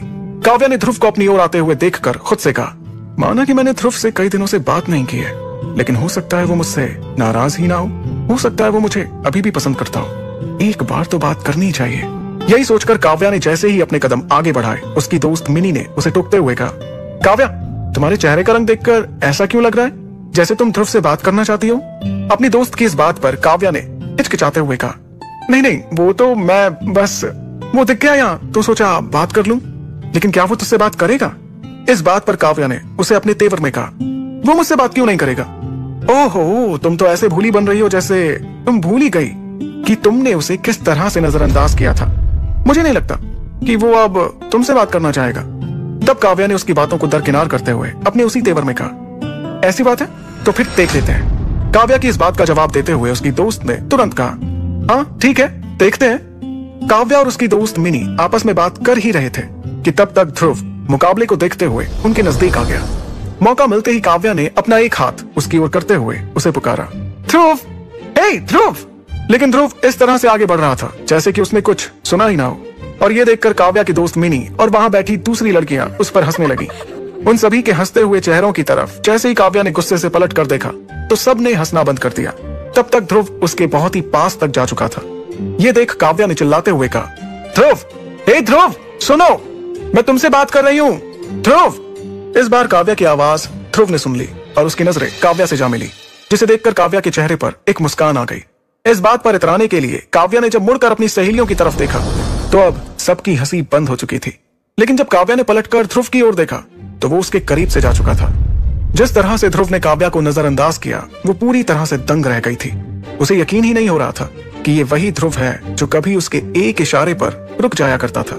इतना कुछ होने के बाद काव्या ने गुस्से से जमीन पर पैर पटकते हुए कहा, इसे तो मैं बाद में देख लूंगी। मैंने आगे बढ़कर इससे थोड़ी सी बात करना क्या चाहा, पता नहीं अपने आप को क्या समझने लगा। इतना कहकर काव्या वापस अपनी जगह पर बैठ गई। ध्रुव को भी वो जगह मिल गई जो वो ढूंढ रहा था और वो वहां जाकर बैठ गया। वहीं दूसरी तरफ मैदान में सनी के हमलों से अपने आप को बचाते वक्त इरा की नजर ध्रुव पर भी थी, जो ये देख चुकी थी कि ध्रुव ने किस तरह से काव्या को नजरअंदाज किया था। इरा के चेहरे की मुस्कान ये साफ जाहिर कर रही थी कि वो ध्रुव के इस फैसले से काफी खुश थी। इसी बीच सनी इरा के पीछे वार करने के लिए जैसे ही तेजी से आगे बढ़ा, ध्रुव ने ये देख चिल्लाते हुए कहा, इरा, जरा संभल कर।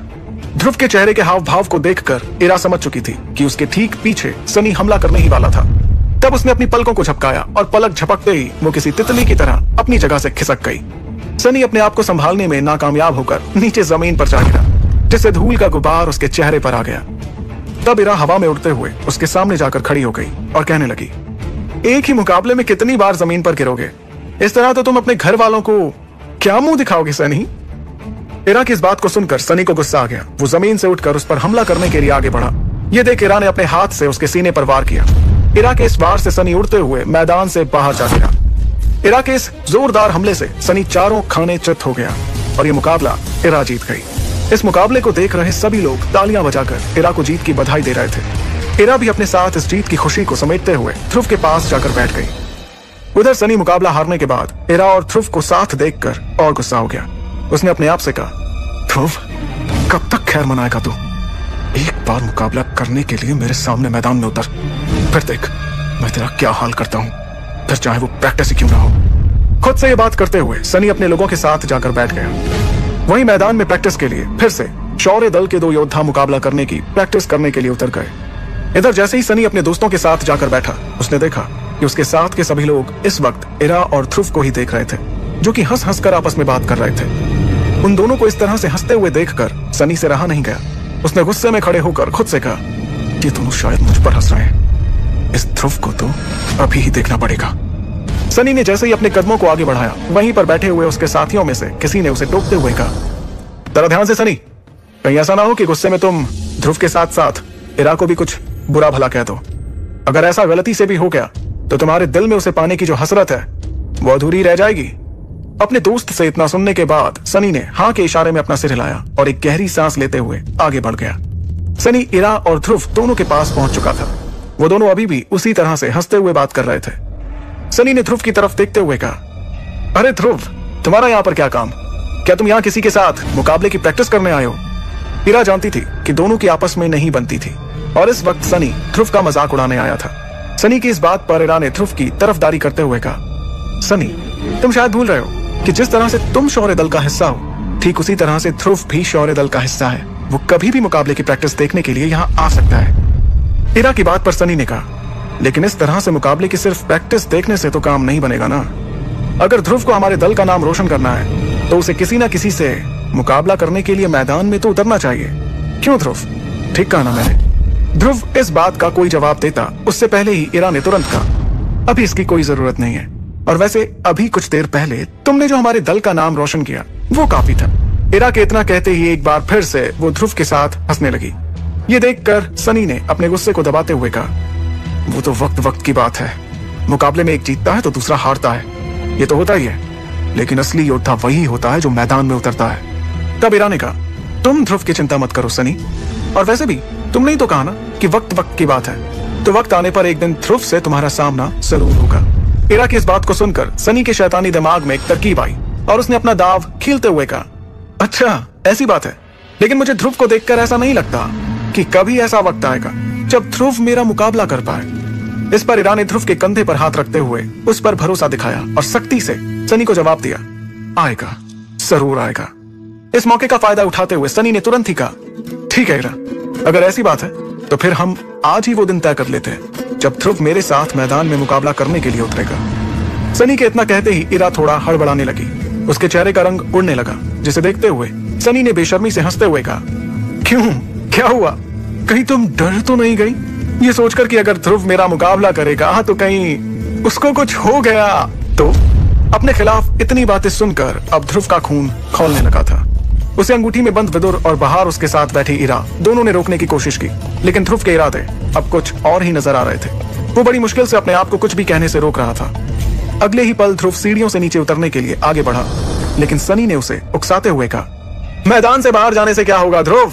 अगर बाहर ही जाना है तो तुम इस मैसेडोरिया शहर से ही बाहर क्यों नहीं चले जाते? अब वहां मौजूद लोगों का ध्यान मैदान में चल रहे मुकाबलों की प्रैक्टिस से ज्यादा सनी और ध्रुव पर था। इतना सुनने के बाद ध्रुव ने अपने कदमों को रोका और फिर कुछ सोचने के बाद एक बार फिर से अपने कदमों को आगे बढ़ाया, लेकिन तभी सनी ने अपनी बात को पूरा करते हुए कहा, चलो ठीक है ध्रुव, हम ऐसा करते हैं कि 1 साल बाद होने वाली यूथ सेरेमनी के वक्त हम दोनों के बीच एक फाइट तय करते हैं। बोलो, क्या तुम इस चुनौती के लिए तैयार हो? सनी के इतना कहने के बाद अब सभी का ध्यान ध्रुव पर था। इस बार सनी ने सीधे सीधे ध्रुव को उससे मुकाबला करने के लिए ललकारा था। आगे की कहानी जानने के लिए सुनते रहिए सुपर योद्धा।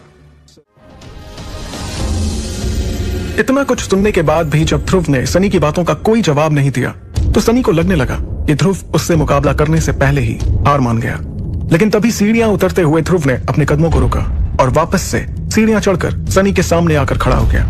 ध्रुव ने सनी की आंखों में आंखें डालकर कहा, ठीक है, 1 साल बाद यूथ सेरेमनी के समय ही तय होगा कि किसके बाजुओं में कितना दम है। ध्रुव के मुंह से इतना सुनते ही वहां मौजूद सभी लोग हैरान हो गए और सनी को तो इस बात का यकीन ही नहीं हो पा रहा था कि ध्रुव ने उसकी दी हुई चुनौती को मान लिया था। उधर दूसरी तरफ ध्रुव की अंगूठी में बंद विदुर ने अपने आप से कहा, ये लड़का पता नहीं क्या चाहता है, इसको इतना कुछ समझाने के बाद भी इसने पंगा ले ही लिया। वहीं इरा को समझ नहीं आ रहा था कि वो ध्रुव के इस फैसले पर क्या करे। भले ही वो जान चुकी थी कि ध्रुव ने अपनी शक्ति का एक सितारा और आगे बढ़ा लिया था, लेकिन वो इस बात को भी नकार नहीं सकती थी कि अभी ध्रुव की शक्तियां इतनी नहीं बढ़ पाई थीं कि वो सनी का सामना कर सके। और तो और सबसे बड़ी बात ये थी कि ध्रुव 1 साल में ऐसा क्या कर लेगा जिससे कि वो सनी से मुकाबला करने के काबिल भी बन पाए। यही सब सोचते हुए इरा परेशान होते हुए वहां से उठी और ध्रुव के साथ ट्रेनिंग ग्राउंड से बाहर निकल गई। रास्ते में इरा ने नाराज होते हुए ध्रुव से कहा, आखिर तुम्हें क्या जरूरत थी ये सब कहने की? क्या मेरे इशारा करने के बाद भी तुम्हें कुछ समझ नहीं आया? साफ साफ नजर आ रहा था कि सनी तुम्हें उकसाना चाहता था ताकि तुम उसकी बात मान लो और फिर वो सबके सामने तुम्हारा मजाक बनाए। ध्रुव ने अपनी आवाज में भरोसे के साथ जवाब दिया, लेकिन ऐसा हुआ तो नहीं ना?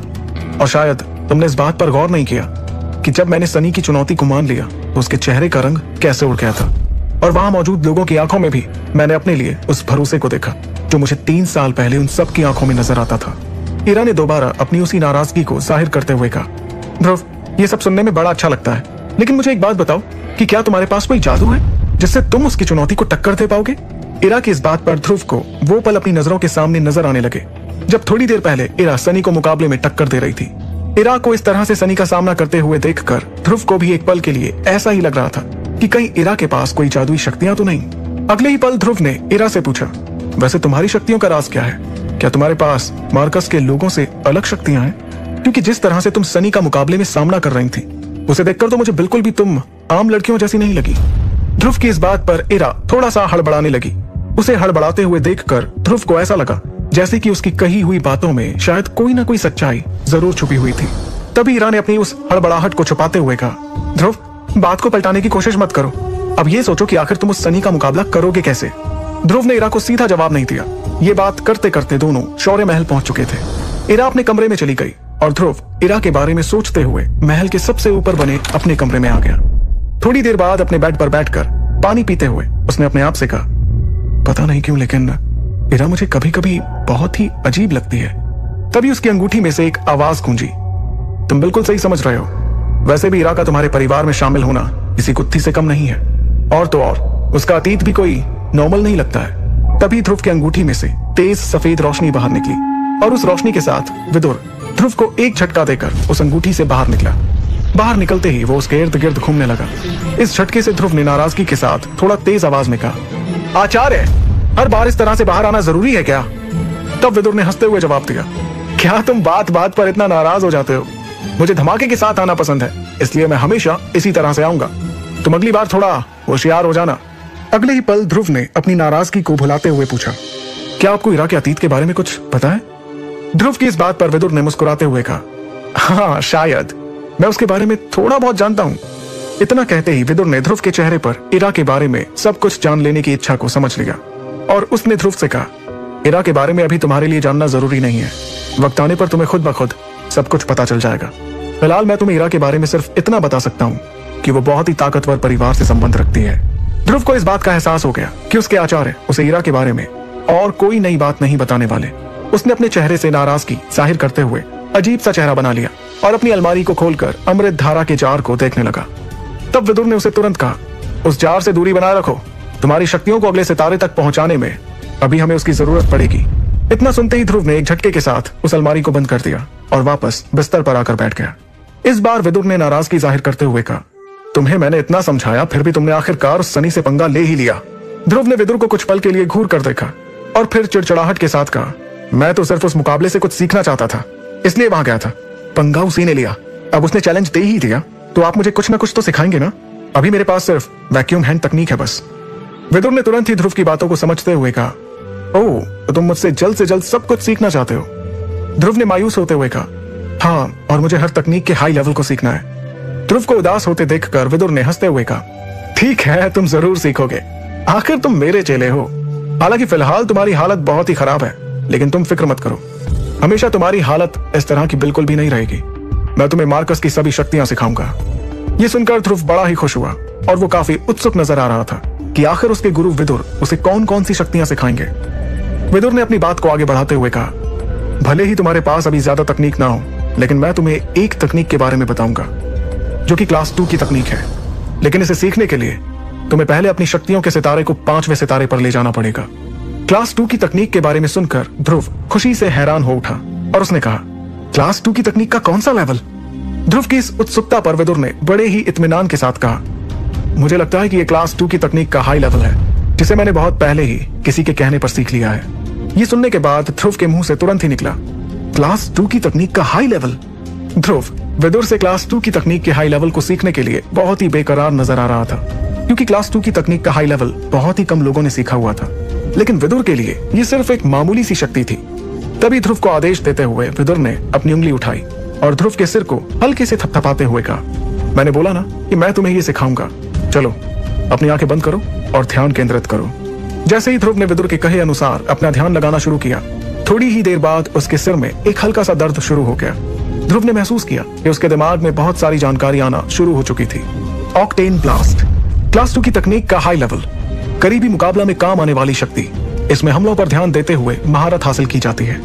मैं तुम्हें बता देता हूँ, क्लास 1 की तकनीक सबसे नॉर्मल होती है, उसके बाद आता है क्लास 2, फिर क्लास 3 और दुनिया की सबसे कमाल तकनीक होती है क्लास 4।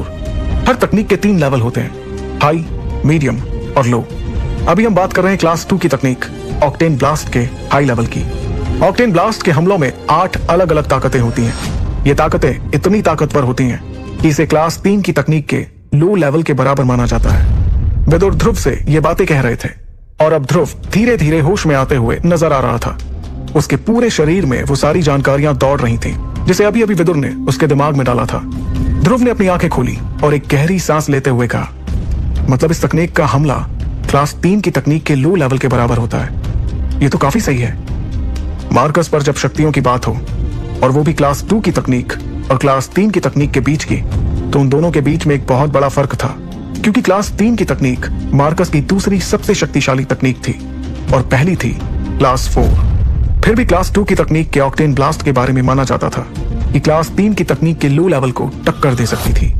ऑक्टेन ब्लास्ट के बारे में जानने के बाद ध्रुव कहने लगा, अगर मैं इस शक्ति को सीखकर इसका अच्छे से इस्तेमाल करना सीख जाऊं तो मैं शायद सनी को हरा सकता हूं। ध्रुव ऑक्टेन ब्लास्ट के बारे में इतना कुछ सोच ही रहा था कि उसके ध्यान को तोड़ते हुए विदुर ने उसे हकीकत से रूबरू कराते हुए कहा, अरे अरे अरे, अभी से इतने ख्याली प्लाव भी मत बनाओ।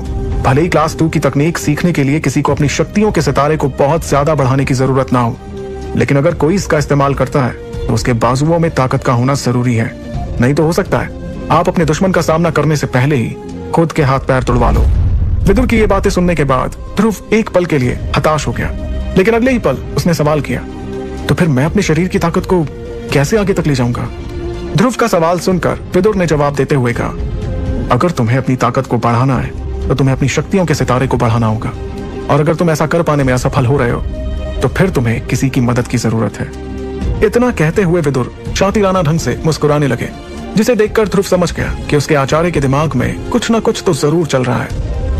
तब ध्रुव ने नाराजगी के साथ कहा, आप कह रहे हैं कि मुझे किसी की मदद की जरूरत है और आप मुझ पर हंस भी रहे हैं। इस पल जहां ध्रुव के चेहरे पर नाराजगी नजर आ रही थी, वहीं दूसरी तरफ विदुर उसे देखकर मुस्कुराते हुए नजर आ रहा था।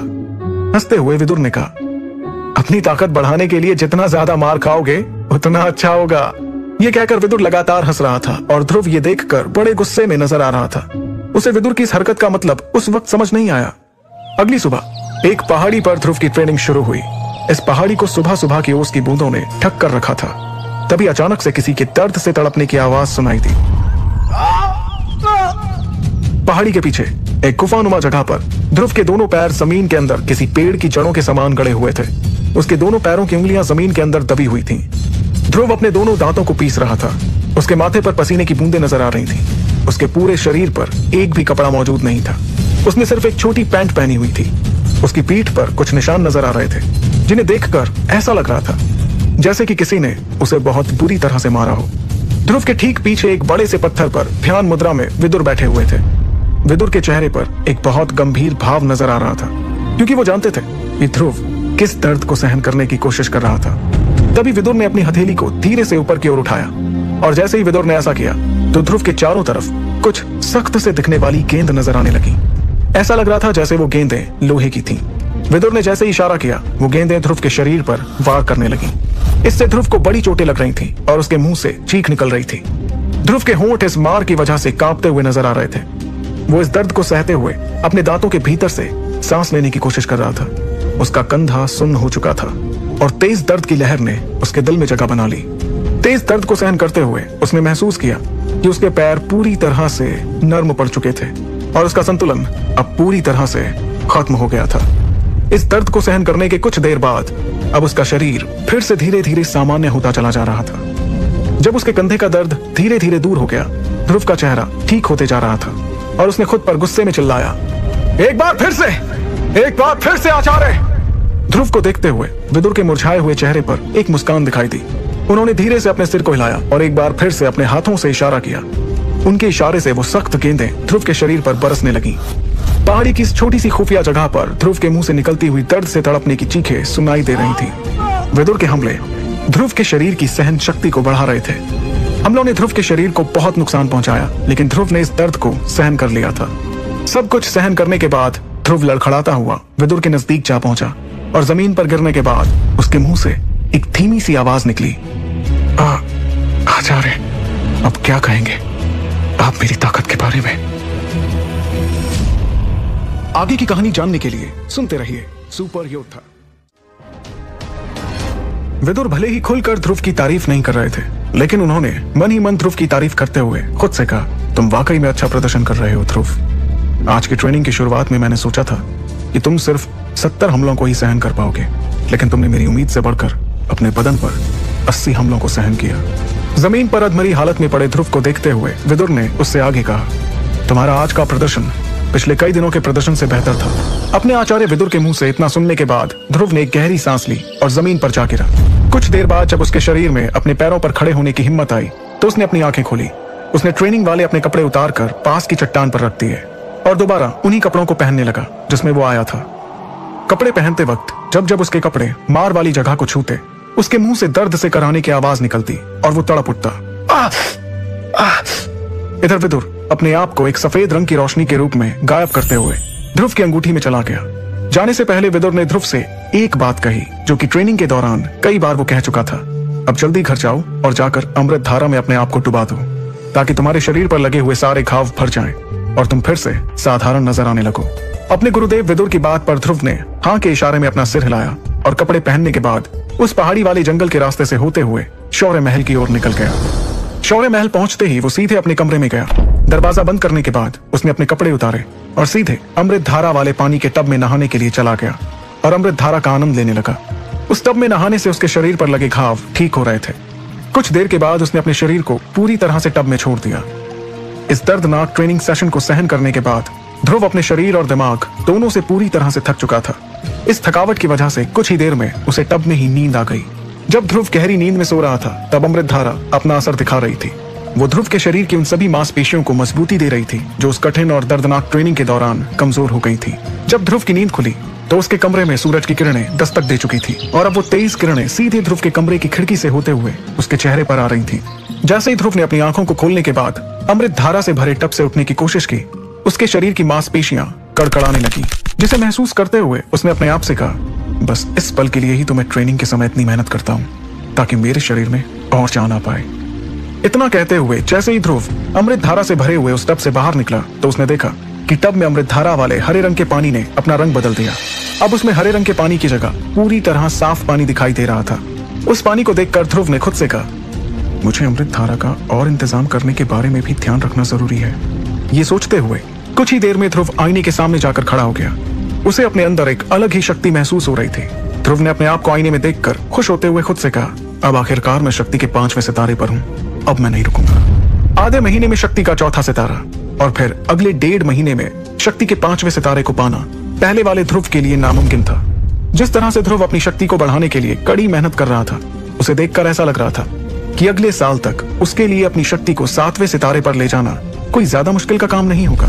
लेकिन इस बात में भी कोई दो राय नहीं थी कि ध्रुव के साथ जो कुछ भी हो रहा था वो सब कुछ अमृत धारा की बदौलत ही था, क्योंकि ध्रुव इन दिनों जिस तरह की कठिन ट्रेनिंग से होकर गुजर रहा था, बिना अमृत धारा के ये सब सह पाना उसके लिए नामुमकिन था। और शायद बिना अमृत धारा के तो वो ऐसी ट्रेनिंग करते हुए 7वें सितारे तक पहुंचने से पहले ही मर सकता था। ध्रुव ने फिर आईने में खुद को देखते हुए कहा, अगर मुझे अपनी शक्तियों के सितारों को आगे बढ़ाना है तो मेरे लिए फिलहाल सबसे ज्यादा जरूरी है अमृत धारा के लिए फिर से जड़ी बूटियों को इकट्ठा करना। अपने आप से बातें करते हुए ध्रुव बेड पर आकर बैठ गया और अपने पास रखे हुए पैसों को जोड़ते हुए खुद से कहने लगा, मेरे पास अब भी इतने पैसे नहीं है कि मैं अमृत धारा के लिए जरूरी सामान को खरीद सकूं। मुझे अपनी इस हालत पर यकीन नहीं हो रहा है। मैंने कभी सपने में भी नहीं सोचा था कि पैसों की कभी मुझे इतनी ज्यादा जरूरत पड़ेगी। इस बार ध्रुव ने अंगूठी में बंद विदुर से पूछा, आचार्य, मैं आपसे ये पूछना चाहता हूँ कि क्या इस बार हम अमृत धारा बनाने के लिए पिछली बार वाली जड़ी बूटियों में से कुछ जड़ी बूटियों को कम कर सकते हैं? इस बात को नकारते हुए विदुर ने कहा, बेशक तुम चाहो तो आधे से कम जड़ी बूटियां लेकर आओ, लेकिन एक बात याद रख लेना, जिस तरह से तुम्हारी ट्रेनिंग चल रही है तुम्हें ऐसा नहीं करना चाहिए, बाकी तुम्हारी मर्जी। दरअसल ध्रुव भी विदुर के सामने नाटक कर रहा था, क्योंकि उसके पास एक रास्ता तो था, लेकिन वो सीधे तौर पर उसके बारे में अपने गुरुदेव से बात नहीं करना चाहता था। हालांकि इस बारे में वो पहले ही थोड़ी सी जानकारी विदुर को बातों ही बातों में दे चुका था।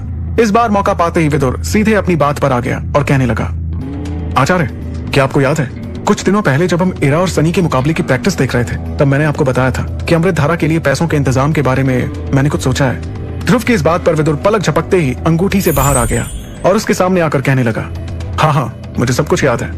मैं यही तो जानना चाह रहा था कि आखिर तुम्हारे इस खुराफाती दिमाग में चल क्या रहा है। तब ध्रुव ने विदुर से कहा, ठीक है आचार्य, मैं आपको सब कुछ बताता हूँ कि मेरे दिमाग में क्या चल रहा है। पहले आप मुझे ये बताइए कि क्या आपके अलावा भी कोई इस अमृत धारा को बना सकता है? ध्रुव की इस बात पर विदुर ने तुरंत जवाब देते हुए कहा, अरे ये कैसी बात कर रहे हो तुम ध्रुव?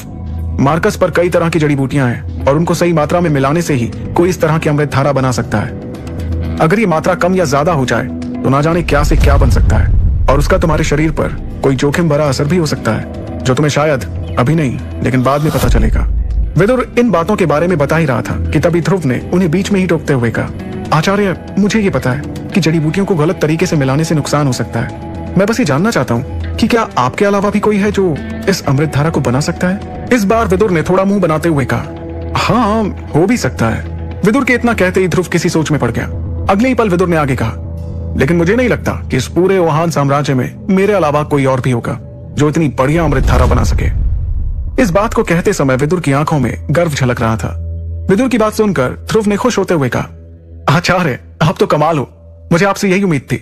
मेरे दिमाग में जो चल रहा है वो ये है कि हम इस अमृत धारा की नीलामी करवाएंगे। जब इसकी ऊंचे दामों पर बोली लगेगी तो हमारे पास पैसों की कमी नहीं होगी। हम उन पैसों से अच्छी तादाद में जड़ी बूटियां खरीदेंगे और अपने लिए और अमृत धारा बनाएंगे। ध्रुव की इस बात पर विदुर के चेहरे पर कोई खास खुशी नजर नहीं आ रही थी, क्योंकि इस तरह की चीजों को बनाने वाला कभी अपनी तैयार की गई किसी चीज को बेचना ठीक नहीं समझता था। विदुर ने सपाट लहजे में ध्रुव से कहा, अगर तुम्हें यही ठीक लगता है तो देख लो, तुम्हारी मर्जी है, मैं कुछ नहीं कहना चाहता इसमें। जब ध्रुव ने जान लिया कि इस अमृत धारा की नीलामी से विदुर को कोई परेशानी नहीं है तो वो खुश हुआ और उसके पास अब जितने पैसे बाकी थे उससे उसने कुछ जड़ी बूटियों को खरीदने के बारे में सोचा। कुछ ही देर में ध्रुव बाजार में पहुंचकर बहुत ही जल्द वो जड़ी बूटियां खरीद कर ले आया, जिससे विदुर ने फिर से अमृत धारा बना ली। लेकिन सस्ती जड़ी बूटियों से इस बार विदुर ने जिस अमृत धारा को बनाया था उसका रंग पहले वाले हरे रंग के मुकाबले बहुत ही बेकार सा नजर आ रहा था। इस अमृत धारा को एक छोटी सी शीशी में सुरक्षित रखने के बाद आखिरकार ध्रुव ने एक गहरी सांस लेते हुए कुछ देर के लिए अपनी आंखें बंद कर ली। कुछ देर बाद ध्रुव ने अपनी आंखें खोली और अपने पास सुरक्षित रखी हुई उस शीशी को लेकर मैसेडोरिया शहर की सबसे बड़ी नीलामी वाली जगह पर जाने के लिए निकल गया। दरबार नीलामी घर मैसेडोरिया शहर का सबसे बड़ा नीलामी घर था, जिसे वुहान साम्राज्य के सबसे रईस खानदानों में से एक दरबार परिवार संभालता था। दरबार परिवार वुहान साम्राज्य के सबसे शक्तिशाली परिवारों में से एक था। इस परिवार के सभी से रिश्ते भी बहुत अच्छे थे, यहाँ तक कि कुछ लोगों का यह भी मानना था कि उनका वुहान साम्राज्य में एक अलग ही दबदबा था। वुहान साम्राज्य में जिस तरह से जयान परिवार का दबदबा था, ठीक उसी तरह से दरबार परिवार का भी दबदबा था। उनके दबदबे का असर नीलामी के वक्त भी देखने को मिलता था। चाहे कितना भी फायदा हो या नुकसान, कोई भी दरबार परिवार के खिलाफ जाने की हिम्मत नहीं करता था। इधर दूसरी तरफ ध्रुव नीलामी घर के ठीक सामने आकर खड़ा हो गया था। अगले ही पल उसके दिमाग में कुछ आया।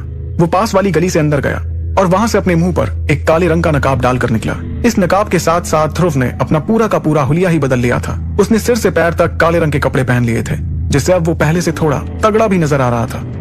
उसे इस हुलिये में अब कोई भी पहचान नहीं सकता था। अब ध्रुव ने एक राहत की सांस ली, लेकिन ऐसा बिल्कुल भी नहीं था कि अपना हुलिया बदलने के बाद ध्रुव बेपरवाह हो गया था, बल्कि वो इस बात को बहुत अच्छे से जानता था कि जब लोगों को इस अमृत धारा के बारे में पता चलेगा तो इस बात को बहुत ही होशियारी से संभालना होगा, क्योंकि शायद वो इस बात को समझ चुका था कि जब इस अमृत धारा के बारे में शहर के दलों को पता चलेगा तो हर कोई इसे पाने की ख्वाहिश रखेगा। हर कोई चाहेगा कि अमृत धारा की मदद से उनका दल और भी ज्यादा शक्तिशाली हो जाए। अमृत धारा को पाने की चाह में कोई ना कोई उस तक पहुंचने की कोशिश करेगा, इसलिए ध्रुव ने अपना हुलिया बदलने का ये रास्ता चुना था। एक बार फिर से नीलामी घर के ठीक सामने खड़े होने के बाद ध्रुव ने पूरे भरोसे के साथ उस नीलामी घर में कदम रखा। हालांकि उस नीलामी घर के बाहर कुछ सैनिक खड़े नजर आ रहे थे, लेकिन किसी ने भी ध्रुव का रास्ता रोकने की हिम्मत नहीं की। नीलामी घर में जाने के बाद ध्रुव ने बहुत ही जल्द अपनी नजरों को इधर उधर दौड़ाना शुरू कर दिया और तभी उसकी नजर एक कमरे पर गई। उस कमरे पर लिखा हुआ था इंस्पेक्शन रूम। ये वही जगह थी जिसकी ध्रुव को तलाश थी। जैसे ही ध्रुव ने उस कमरे के अंदर अपने कदमों को बढ़ाया तो उसने देखा कि पूरा का पूरा कमरा खाली था। तभी उसकी नजर एक अधेड़ उम्र के आदमी पर गई, जिसे देखकर ध्रुव ने दरवाजा खटखटाते हुए कहा, क्या मैं अंदर आ सकता हूँ? ध्रुव की आवाज जैसे उस आदमी के कानों में पड़ी, वो अपनी जगह से उठकर ध्रुव के करीब आया। ध्रुव का पहनावा देखकर उसे थोड़ा अजीब लगा, लेकिन अगले ही पल उसने ध्रुव से पूछा, क्या आप यहाँ पर किसी चीज की जांच के लिए आए हैं? ध्रुव ने भारी भरकम आवाज में जवाब दिया, हाँ बिल्कुल।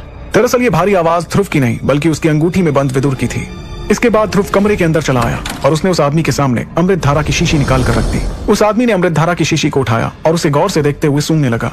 अगले ही पल उसके चेहरे के हाव भाव बदल गए और उसने ध्रुव को इज्जत देते हुए पूछा, क्या ये आपने बनाया है? उसके सवाल पर विदुर की आवाज आई, हाँ इसे मैंने तैयार किया है। क्या मैं पूछ सकता हूँ कि ये क्या है और इसके क्या फायदे हैं? उसके सवाल पर पूरे आत्मविश्वास के साथ विदुर की आवाज आई, अमृत धारा, आप इसे अमृत धारा कह सकते हैं। ये लोगों की शक्तियों को बढ़ाने में मदद करता है, लेकिन ये सिर्फ एकलव्य रैंक को हासिल करने तक ही काम आएगा। इतना जानने के बाद उस आदमी ने हैरानी के साथ कहा, तो क्या सच में ये एकलव्य रैंक हासिल करने में मदद करता है? आपको विश्वास है? उस आदमी ने ये बात इसलिए दोहराई क्योंकि मार्कस में हर कोई एक बात जानता था, और वो बात ये थी कि एकलव्य रैंक को हासिल करने के लिए अगर किसी दवा का इस्तेमाल किया जाए तो रैंक पर पहुंचने से पहले आपकी जान भी जा सकती थी। ऐसा इसलिए क्योंकि एकलव्य रैंक के पहले आपके शरीर की ताकत बहुत ही कम होती है और हो सकता है दवाई का असर आपके शरीर पर इतना ज्यादा हो जाए कि आप इसे झेल ना पाओ और आपकी जान चली जाए। यही बात सोचते हुए वो आदमी ध्रुव को घूर रहा था। वो इसकी बोली लगवाने के लिए सहमत भी था और नहीं भी। ये देखकर ध्रुव थोड़ा परेशान हो गया। आगे की कहानी जानने के लिए सुनते रहिए सुपर योद्धा। उस आदमी के चेहरे के हाव भाव को भांपकर ध्रुव की आड़ लेते हुए विदुर ने अंगूठी में से ही कहा, आप जैसा सोच रहे हैं मेरी अमृत धारा बिल्कुल भी वैसी नहीं है। इस अमृत धारा के जरिए शक्ति के सितारे को बढ़ाने में काफी मदद मिलेगी। ये ट्रेनिंग के दौरान इंसान की घायल मांसपेशियों को बहुत ही जल्द मजबूत कर देती है, जिससे कि आप अपनी ट्रेनिंग को आगे भी जारी रख पाते हैं। इससे किसी को कोई भी नुकसान नहीं होगा। इतना सुनने के बाद उस आदमी ने शीशी को वापस मेज पर रख दिया और कहा, क्या आप थोड़ी देर के लिए रुक सकते हैं? उसके इतना कहते ही एक पल के लिए ध्रुव सोच में पड़ गया और विदुर से कहने लगा, आचार्य कहीं ऐसा तो नहीं कि इस आदमी को अमृत धारा के बारे में कुछ पता चल गया है और अभी हमारे खिलाफ किसी साजिश को अंजाम देने के बारे में सोच रहा हो? ये सुनकर तुरंत विदुर ने धीमी आवाज में जवाब देते हुए कहा, अरे इतना घबराओ मत, ऐसी कोई बात नहीं है, पहले उसकी पूरी बात तो सुन लो। तभी उस शख्स ने अपनी बात को पूरा करते हुए कहा, दरअसल इस दवा को परखने के लिए मुझे किसी खास आदमी को बुलाना होगा। ये सुनने के बाद अब ध्रुव को विदुर की बातों पर यकीन हुआ और उसने हाँ के इशारे में अपना सिर हिलाते हुए कहा, जी ठीक है, आप इसे परखने के लिए जिसे चाहे बुला सकते हैं। इतना कहते हुए ध्रुव वहीं पास में रखी हुई कुर्सी पर जाकर बैठ गया। उस शख्स के कमरे से बाहर जाने के बाद भी ध्रुव और विदुर ने होशियारी से काम लिया और उस इंस्पेक्शन रूम में बिना एक दूसरे से बात करते हुए चुपचाप बैठे रहे, क्योंकि दोनों अपनी पहचान को किसी के भी सामने उजागर नहीं करना चाहते थे। कुछ ही देर में वो आदमी अपने साथ एक और आदमी लेकर इंस्पेक्शन रूम में वापस आ गया। उस दूसरे आदमी ने एक हरे रंग का कपड़ा पहना था, लेकिन उसके कपड़ों पर कुछ इस तरह के निशान थे जिसे देखकर ये साफ साफ पता चल रहा था कि वो एक हकीम था। उस आदमी ने उस हकीम का परिचय देते हुए कहा, मैं आपको बताना चाहूंगा कि ये हमारी नीलामी घर के चरक गुरु हैं, जो महादक्ष रैंक हासिल कर चुके हैं, यानी शून्य, एकलव्य और दक्ष रैंक से भी आगे। साथ ही साथ ये हकीम भी हैं, इसलिए इन्हें चरक गुरु कहते हैं। चरक गुरु की पहचान जानने के बाद ध्रुव थोड़ा सा हैरान हो गया। ऐसा पहली बार था जब उसने अपनी आंखों के सामने विदुर की तरह ही किसी औषधि बनाने वाले हकीम को देखा था। चरक गुरु के चेहरे पर एक अहंकार वाली मुस्कुराहट नजर आ रही थी, एक ऐसी मुस्कुराहट जो कि अमूमन हर हकीम के चेहरे पर होती ही थी।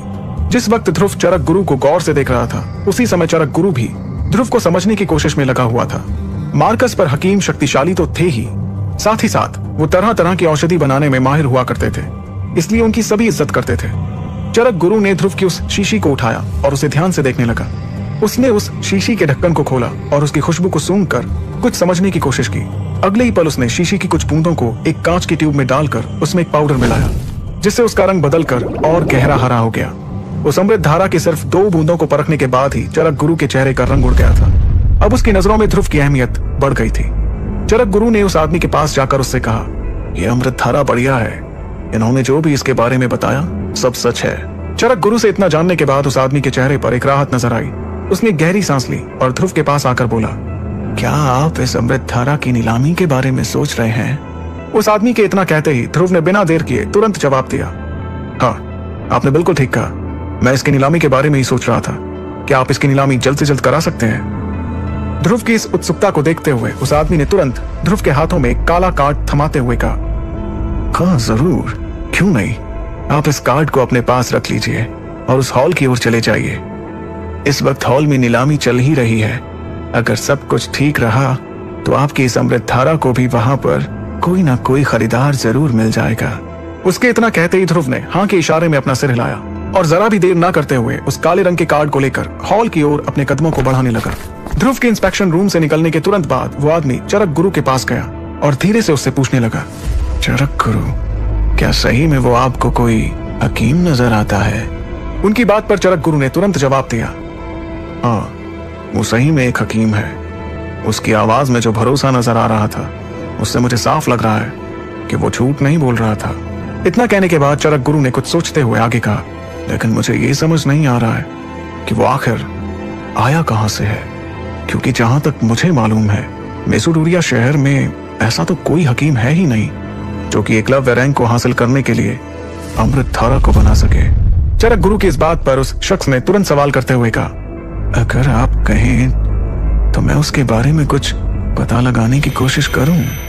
यह सुनकर चरक गुरु ने बिना देर किए कहा, नहीं नहीं, अभी नहीं, सभी हकीम बड़े ही अजीबोगरीब तरह के होते हैं। अगर उसे इस बात की जरा भी भनक लग गई कि कोई उसकी जासूसी कर रहा है तो फिर वो और भी ज्यादा सतर्क हो जाएगा। फिलहाल ऐसा कोई भी कदम गलती से भी मत उठाना। इतना कहने के बाद चरक गुरु ने उस आदमी के पास आकर धीरे से कहा, तुम उसके लिए कुछ ऐसा करो जिससे कि उसे हमारी नीलामी से कोई ना कोई फायदा पहुंचे। और इसके लिए तुम्हें क्या करना है, मेरे ख्याल से तुम इस बारे में अच्छे से जानते हो। उस आदमी ने एक शातिर मुस्कान के साथ कहा, जी मैं समझ गया, आपका मतलब क्या है, काम हो जाएगा। इंस्पेक्शन रूम से बाहर जाने से पहले चरक गुरु ने उस आदमी से कहा, और हाँ, एक बात हमेशा याद रखना, भले ही अमृत धारा लाने वाला वो शख्स हमारा अच्छा दोस्त ना बन पाए, लेकिन हमें ऐसी कोई गलती नहीं करनी है जिससे कि वो हमारा दुश्मन बन जाए, वरना नतीजा ना तुम जानते हो और ना ही मैं। उधर दूसरी तरफ नकाबपोश ध्रुव ने उस हॉल के अंदर अपना कदम रखा जहां नीलामी चल रही थी। इस बड़े से हॉल में रोशनी कम और अंधेरा ज्यादा था। हॉल के बीचों बीच लाल रंग का गाउन पहने एक लड़की खड़ी थी।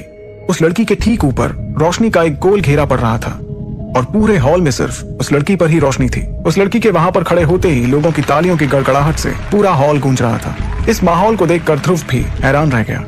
हॉल के बीचों बीच लाल गाउन में खड़ी वो लड़की किसी भी चीज की नीलामी के लिए अपनी आकर्षित कर देने वाली मीठी आवाज का इस्तेमाल कर रही थी। ये उसकी आवाज का जादू ही था जो एक साधारण सी चीज की कीमत को भी आसमान तक पहुंचा देता था। हॉल में ध्रुव ने अपनी नजरों को चारों तरफ दौड़ाया और अपने लिए ऊपर की तरफ एक खाली जगह ढूंढकर बैठ गया।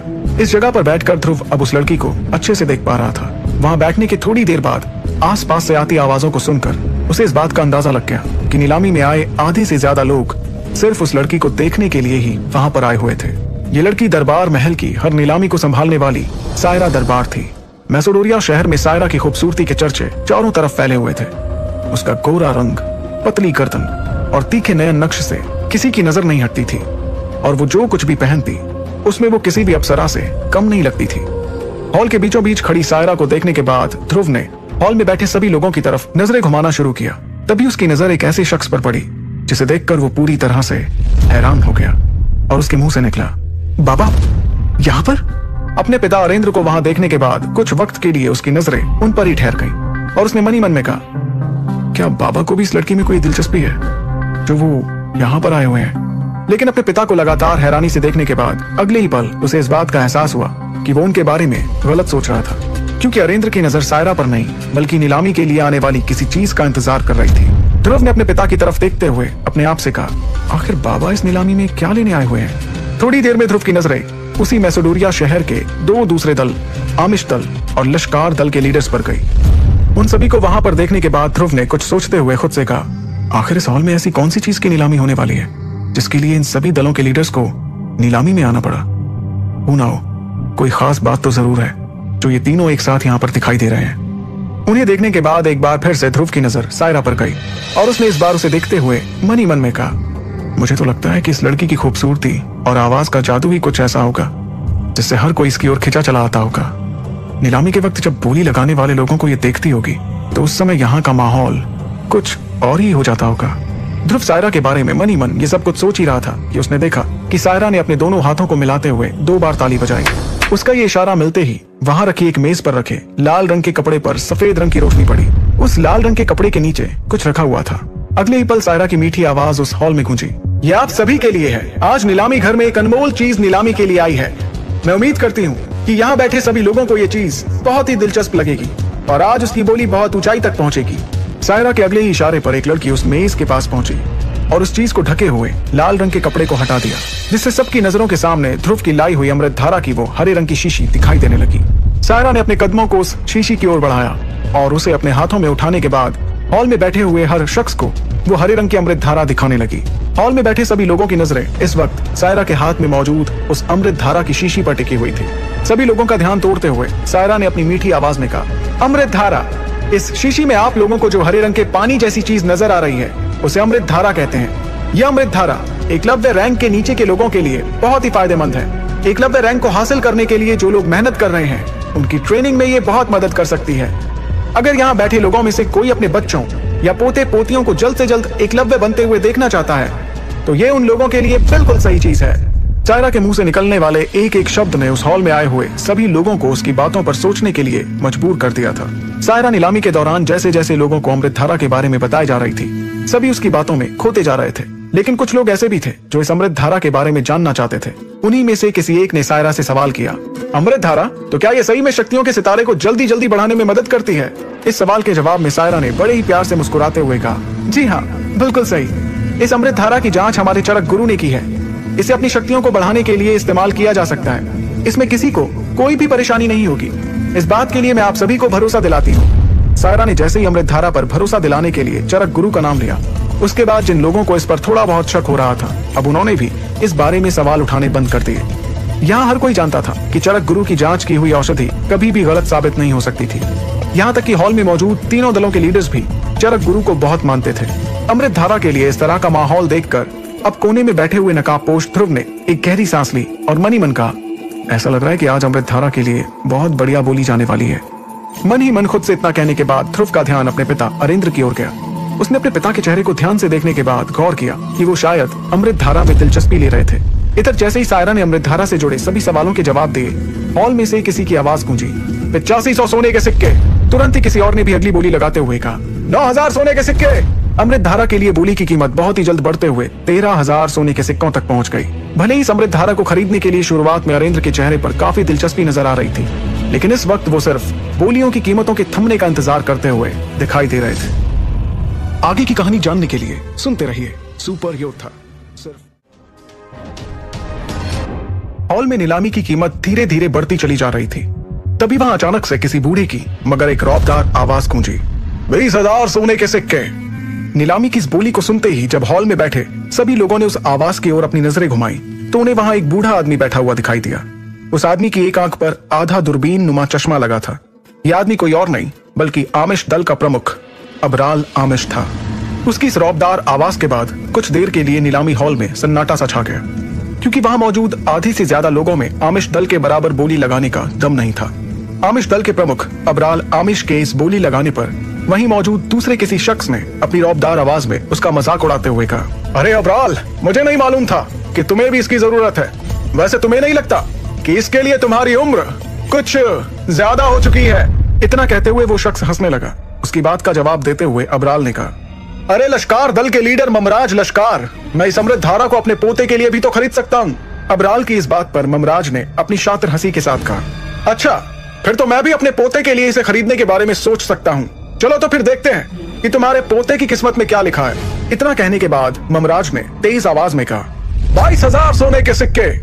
उसके इतना कहते ही अबराल ने उस अमृत धारा के लिए बोली लगाते हुए कहा, 23,000। इस पर तुरंत ममराज लश्कार ने भी अपनी बोली की कीमत बढ़ा दी और कहा, 25,000। वैसे ममराज लश्कार और अबराल आमिश दोनों अपने अपने दल के प्रमुख थे और दोनों में दोस्ती भी थी, लेकिन जहां पैसों की बात आ जाए तो दोनों अपना अपना रंग दिखाना शुरू कर देते थे। ये दोनों साथ मिलकर चौरे दल के प्रमुख को परेशान करने का कोई भी मौका नहीं छोड़ते थे, क्योंकि इनकी नजर चौरे दल के कब्जे में मौजूद हर चीज पर थी। मगर आज ये दोनों अमृत धारा की बोली लगाने के लिए इस तरह से लड़ते हुए नजर आ रहे थे जैसे कि एक ही रोटी के टुकड़े के लिए दो कुत्ते आपस में लड़ते हैं, जिससे कि अमृत धारा की बोली अब 31,000 सोने के सिक्कों तक जा पहुंची थी। तभी पूरे हॉल को हैरान करते हुए एक दमदार आवाज में अगली बोली गूंजी, 40,000। ये बोली सुनकर नीलामी हॉल में बैठे सभी लोगों के साथ साथ आमिश दल और लश्कार दल के दोनों लीडर भी दंग रह गए। ये आवाज शौर्य दल के लीडर अरेंद्र शौर्य की थी। अरेंद्र की तरफ देखते हुए अबराल आमिश ने अपने चेहरे पर एक शातिर हंसी लाते हुए कहा, अरेंद्र, लगता है आपको इस अमृत धारा की सबसे ज्यादा जरूरत है, क्योंकि हम दोनों के पोतों से पहले तुम्हारे बेटे ध्रुव की शक्तियों का बढ़ना जरूरी है। अबराल के इतना कहते ही ममराज भी उसके साथ हंसने लगा। उन दोनों की हंसी पर ताला लगाते हुए अरेंद्र ने सटीक पलटवार करते हुए जवाब दिया, आमिश, अगर तुम अमृत धारा को वाकई में चाहते हो तो एक और ऊंची बोली लगा दो। मैं अगली बोली नहीं लगाऊंगा, ये मेरा तुमसे वादा है। अरेंद्र की इस बात पर ममराज और अबराल दोनों खामोश हो गए, क्योंकि हकीकत में दोनों जान चुके थे कि इस अमृत धारा को अरेंद्र जरूर खरीदेगा। वो दोनों तो मिलकर बस अरेंद्र को परेशान करते हुए सिर्फ नीलामी की कीमत को बढ़ा रहे थे। कीमत बढ़ाने में वो दोनों बहुत हद तक कामयाब भी हो चुके थे, लेकिन इन दोनों की इस चाल को अरेंद्र अच्छे से समझ चुके थे। मगर इस समय वो अपने बेटे ध्रुव की शक्तियों को बढ़ाने के लिए कुछ भी कर सकते थे, इसलिए उन्होंने कीमत की परवाह किए बिना अमृत धारा के लिए सबसे ऊंची बोली लगा दी थी। पर अब देखना तो यह था कि क्या ये नीलामी और भी आगे तक जाएगी। अरेंद्र की इस बात पर अबराल कुछ सोचने लगा और फिर उसने बोली लगाना बंद कर दिया, क्योंकि असल में वो इस अमृत धारा के लिए नहीं बल्कि इस नीलामी के बाद होने वाली अगली नीलामी के लिए आया हुआ था। उधर दूसरी तरफ अबराल का रवैया देखने के बाद लश्कार दल के प्रमुख ममराज ने भी अमृतधारा के लिए बोली लगाना बंद कर दिया, क्योंकि उसकी नजर भी अबराल की तरह अगली नीलामी पर थी। जब अरेंद्र के बोली लगाने के बाद किसी ने भी अगली बोली नहीं लगाई, तब सायरा ने सभी को अपनी मदहोश कर देने वाली आवाज में याद दिलाते हुए कहा, शौर्य दल के लीडर अरेंद्र ने इस अमृतधारा की आखिरी बोली 40,000 सोने के सिक्कों की लगाई है। क्या कोई है जो अब भी इसके लिए बोली लगाना चाहता है? सायरा के इतना कहने के बाद अगली बोली लगाने के लिए किसी की भी आवाज नहीं आई। इसलिए सायरा ने आगे कहा, क्योंकि आखिरी बोली शौर्य दल के लीडर ने लगाई है, इसलिए अमृतधारा उनकी हुई।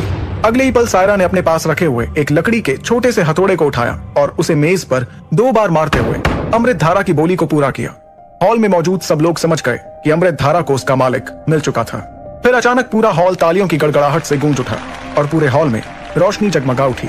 रोशनी इतनी ज्यादा थी कि अब सभी एक दूसरे के चेहरे को साफ साफ देख पा रहे थे, लेकिन ध्रुव के नकाबपोश होने की वजह से उसे कोई भी नहीं पहचान सकता था। आखिरकार जब इतना कुछ करने के बाद भी अमृतधारा ध्रुव के पिता के पास ही आ गई, तो उसे अब कुछ समझ नहीं आ रहा था कि वो रोए या हंसे। अब उसके पास जो पैसे आने वाले थे वो उसके बाबा के ही थे।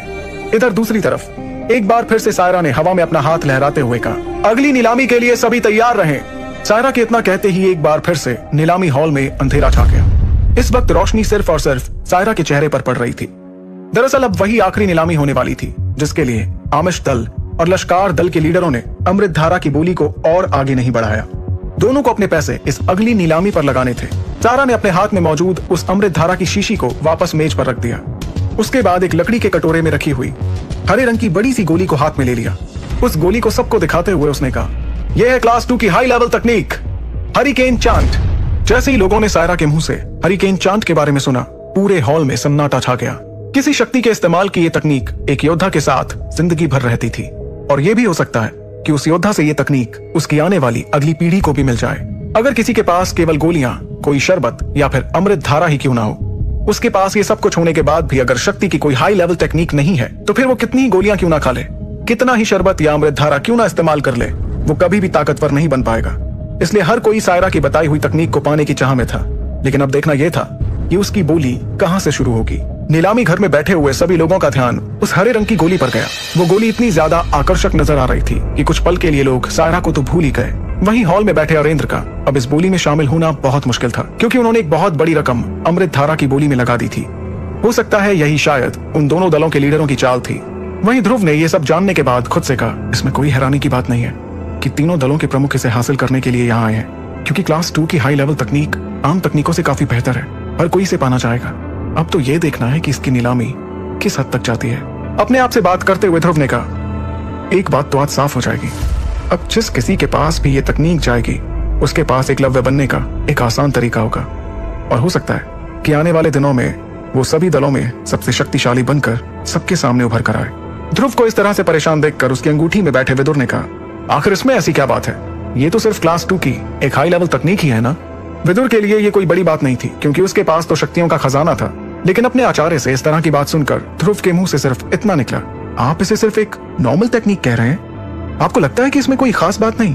और फिर उसने मन ही मन में कहा, आचार्य से इस बारे में बात करना मतलब अपना ही सर खपाना है। वो तो अपने आप को पता नहीं क्या समझते हैं, और तो और वो अपने बारे में कुछ बताते भी नहीं। फिलहाल मेरे लिए यही बेहतर होगा कि मैं चुपचाप यहाँ बैठकर नीलामी होते देखूं। जब ध्रुव ने विदुर को इस बारे में सही से जवाब नहीं दिया, तो विदुर ने उसे कहा, मेरे हिसाब से तुम इन सब बातों को भूलकर सिर्फ अपनी ट्रेनिंग पर ध्यान दो तो ज्यादा बेहतर है।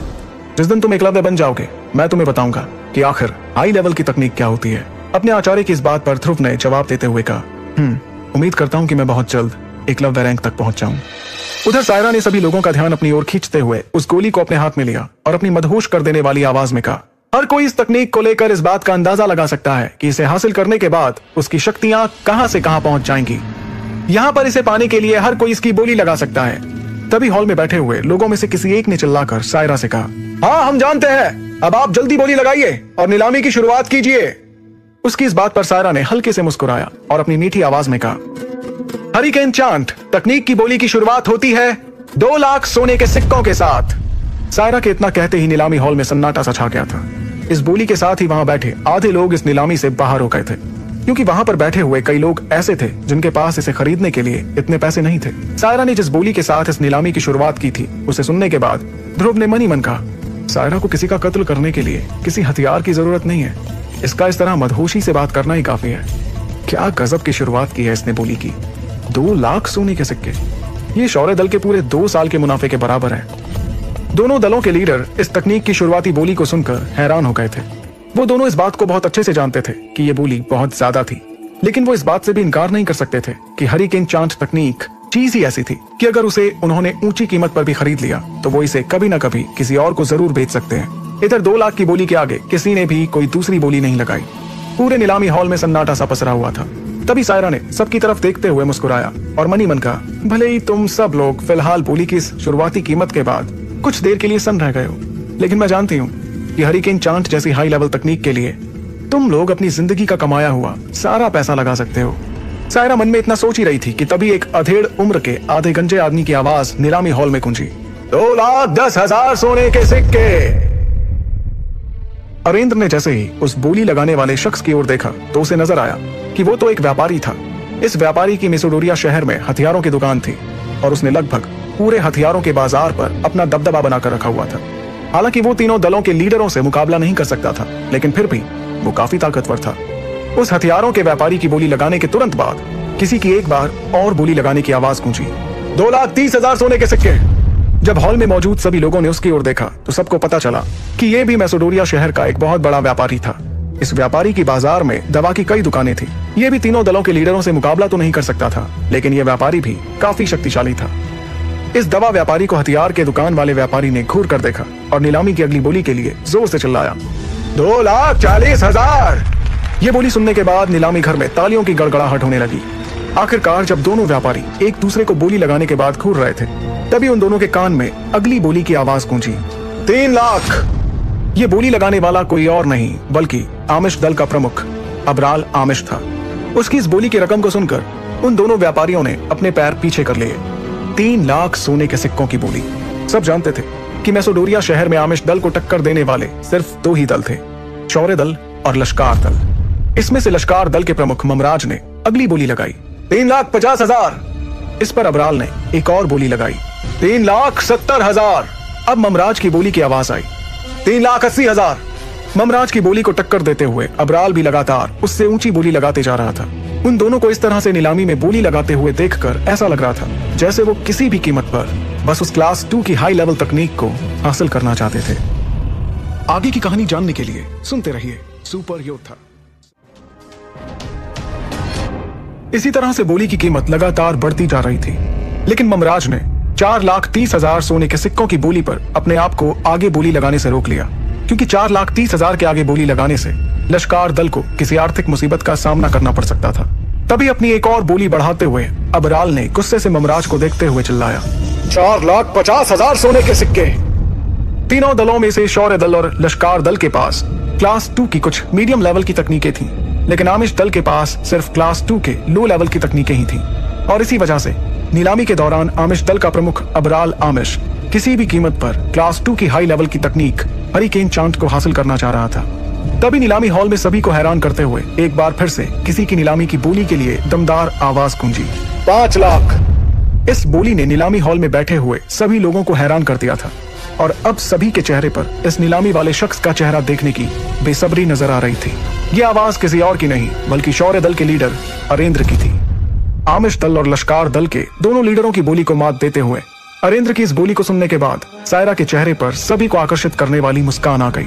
जब अरेंद्र ने नीलामी की कीमत को और बढ़ा दिया तब अबराल को बहुत गुस्सा आने लगा और फिर उसने ना चाहते हुए भी एक बार और बोली को बढ़ाते हुए कहा, 5,50,000 सोने के सिक्के। अबराल की इस बोली के बाद अब सभी की नजरें अरेंद्र पर टिकी हुई थी। सभी ये उम्मीद लगा रहे थे कि अरेंद्र फिर से एक बार अबराल से ज्यादा बोली लगाएंगे, लेकिन अरेंद्र ने अबराल की ओर देखकर मुस्कुराया। अरेंद्र की यह मुस्कुराहट अबराल के लिए इस बात का इशारा थी कि पहले वाली नीलामी में जो उसने बोली की कीमत को बढ़ाया था, ठीक ऐसा ही इस बार अरेंद्र ने उसके साथ करके अपना बदला पूरा कर लिया था। अरेंद्र ने मुस्कुराते हुए अबराल से कहा, आमिश दल के लीडर अबराल, मैं तुम्हें बधाई देता हूँ। अब तुम्हारे दल के पास क्लास 2 की हाई लेवल तकनीक हरिकेन चांट है।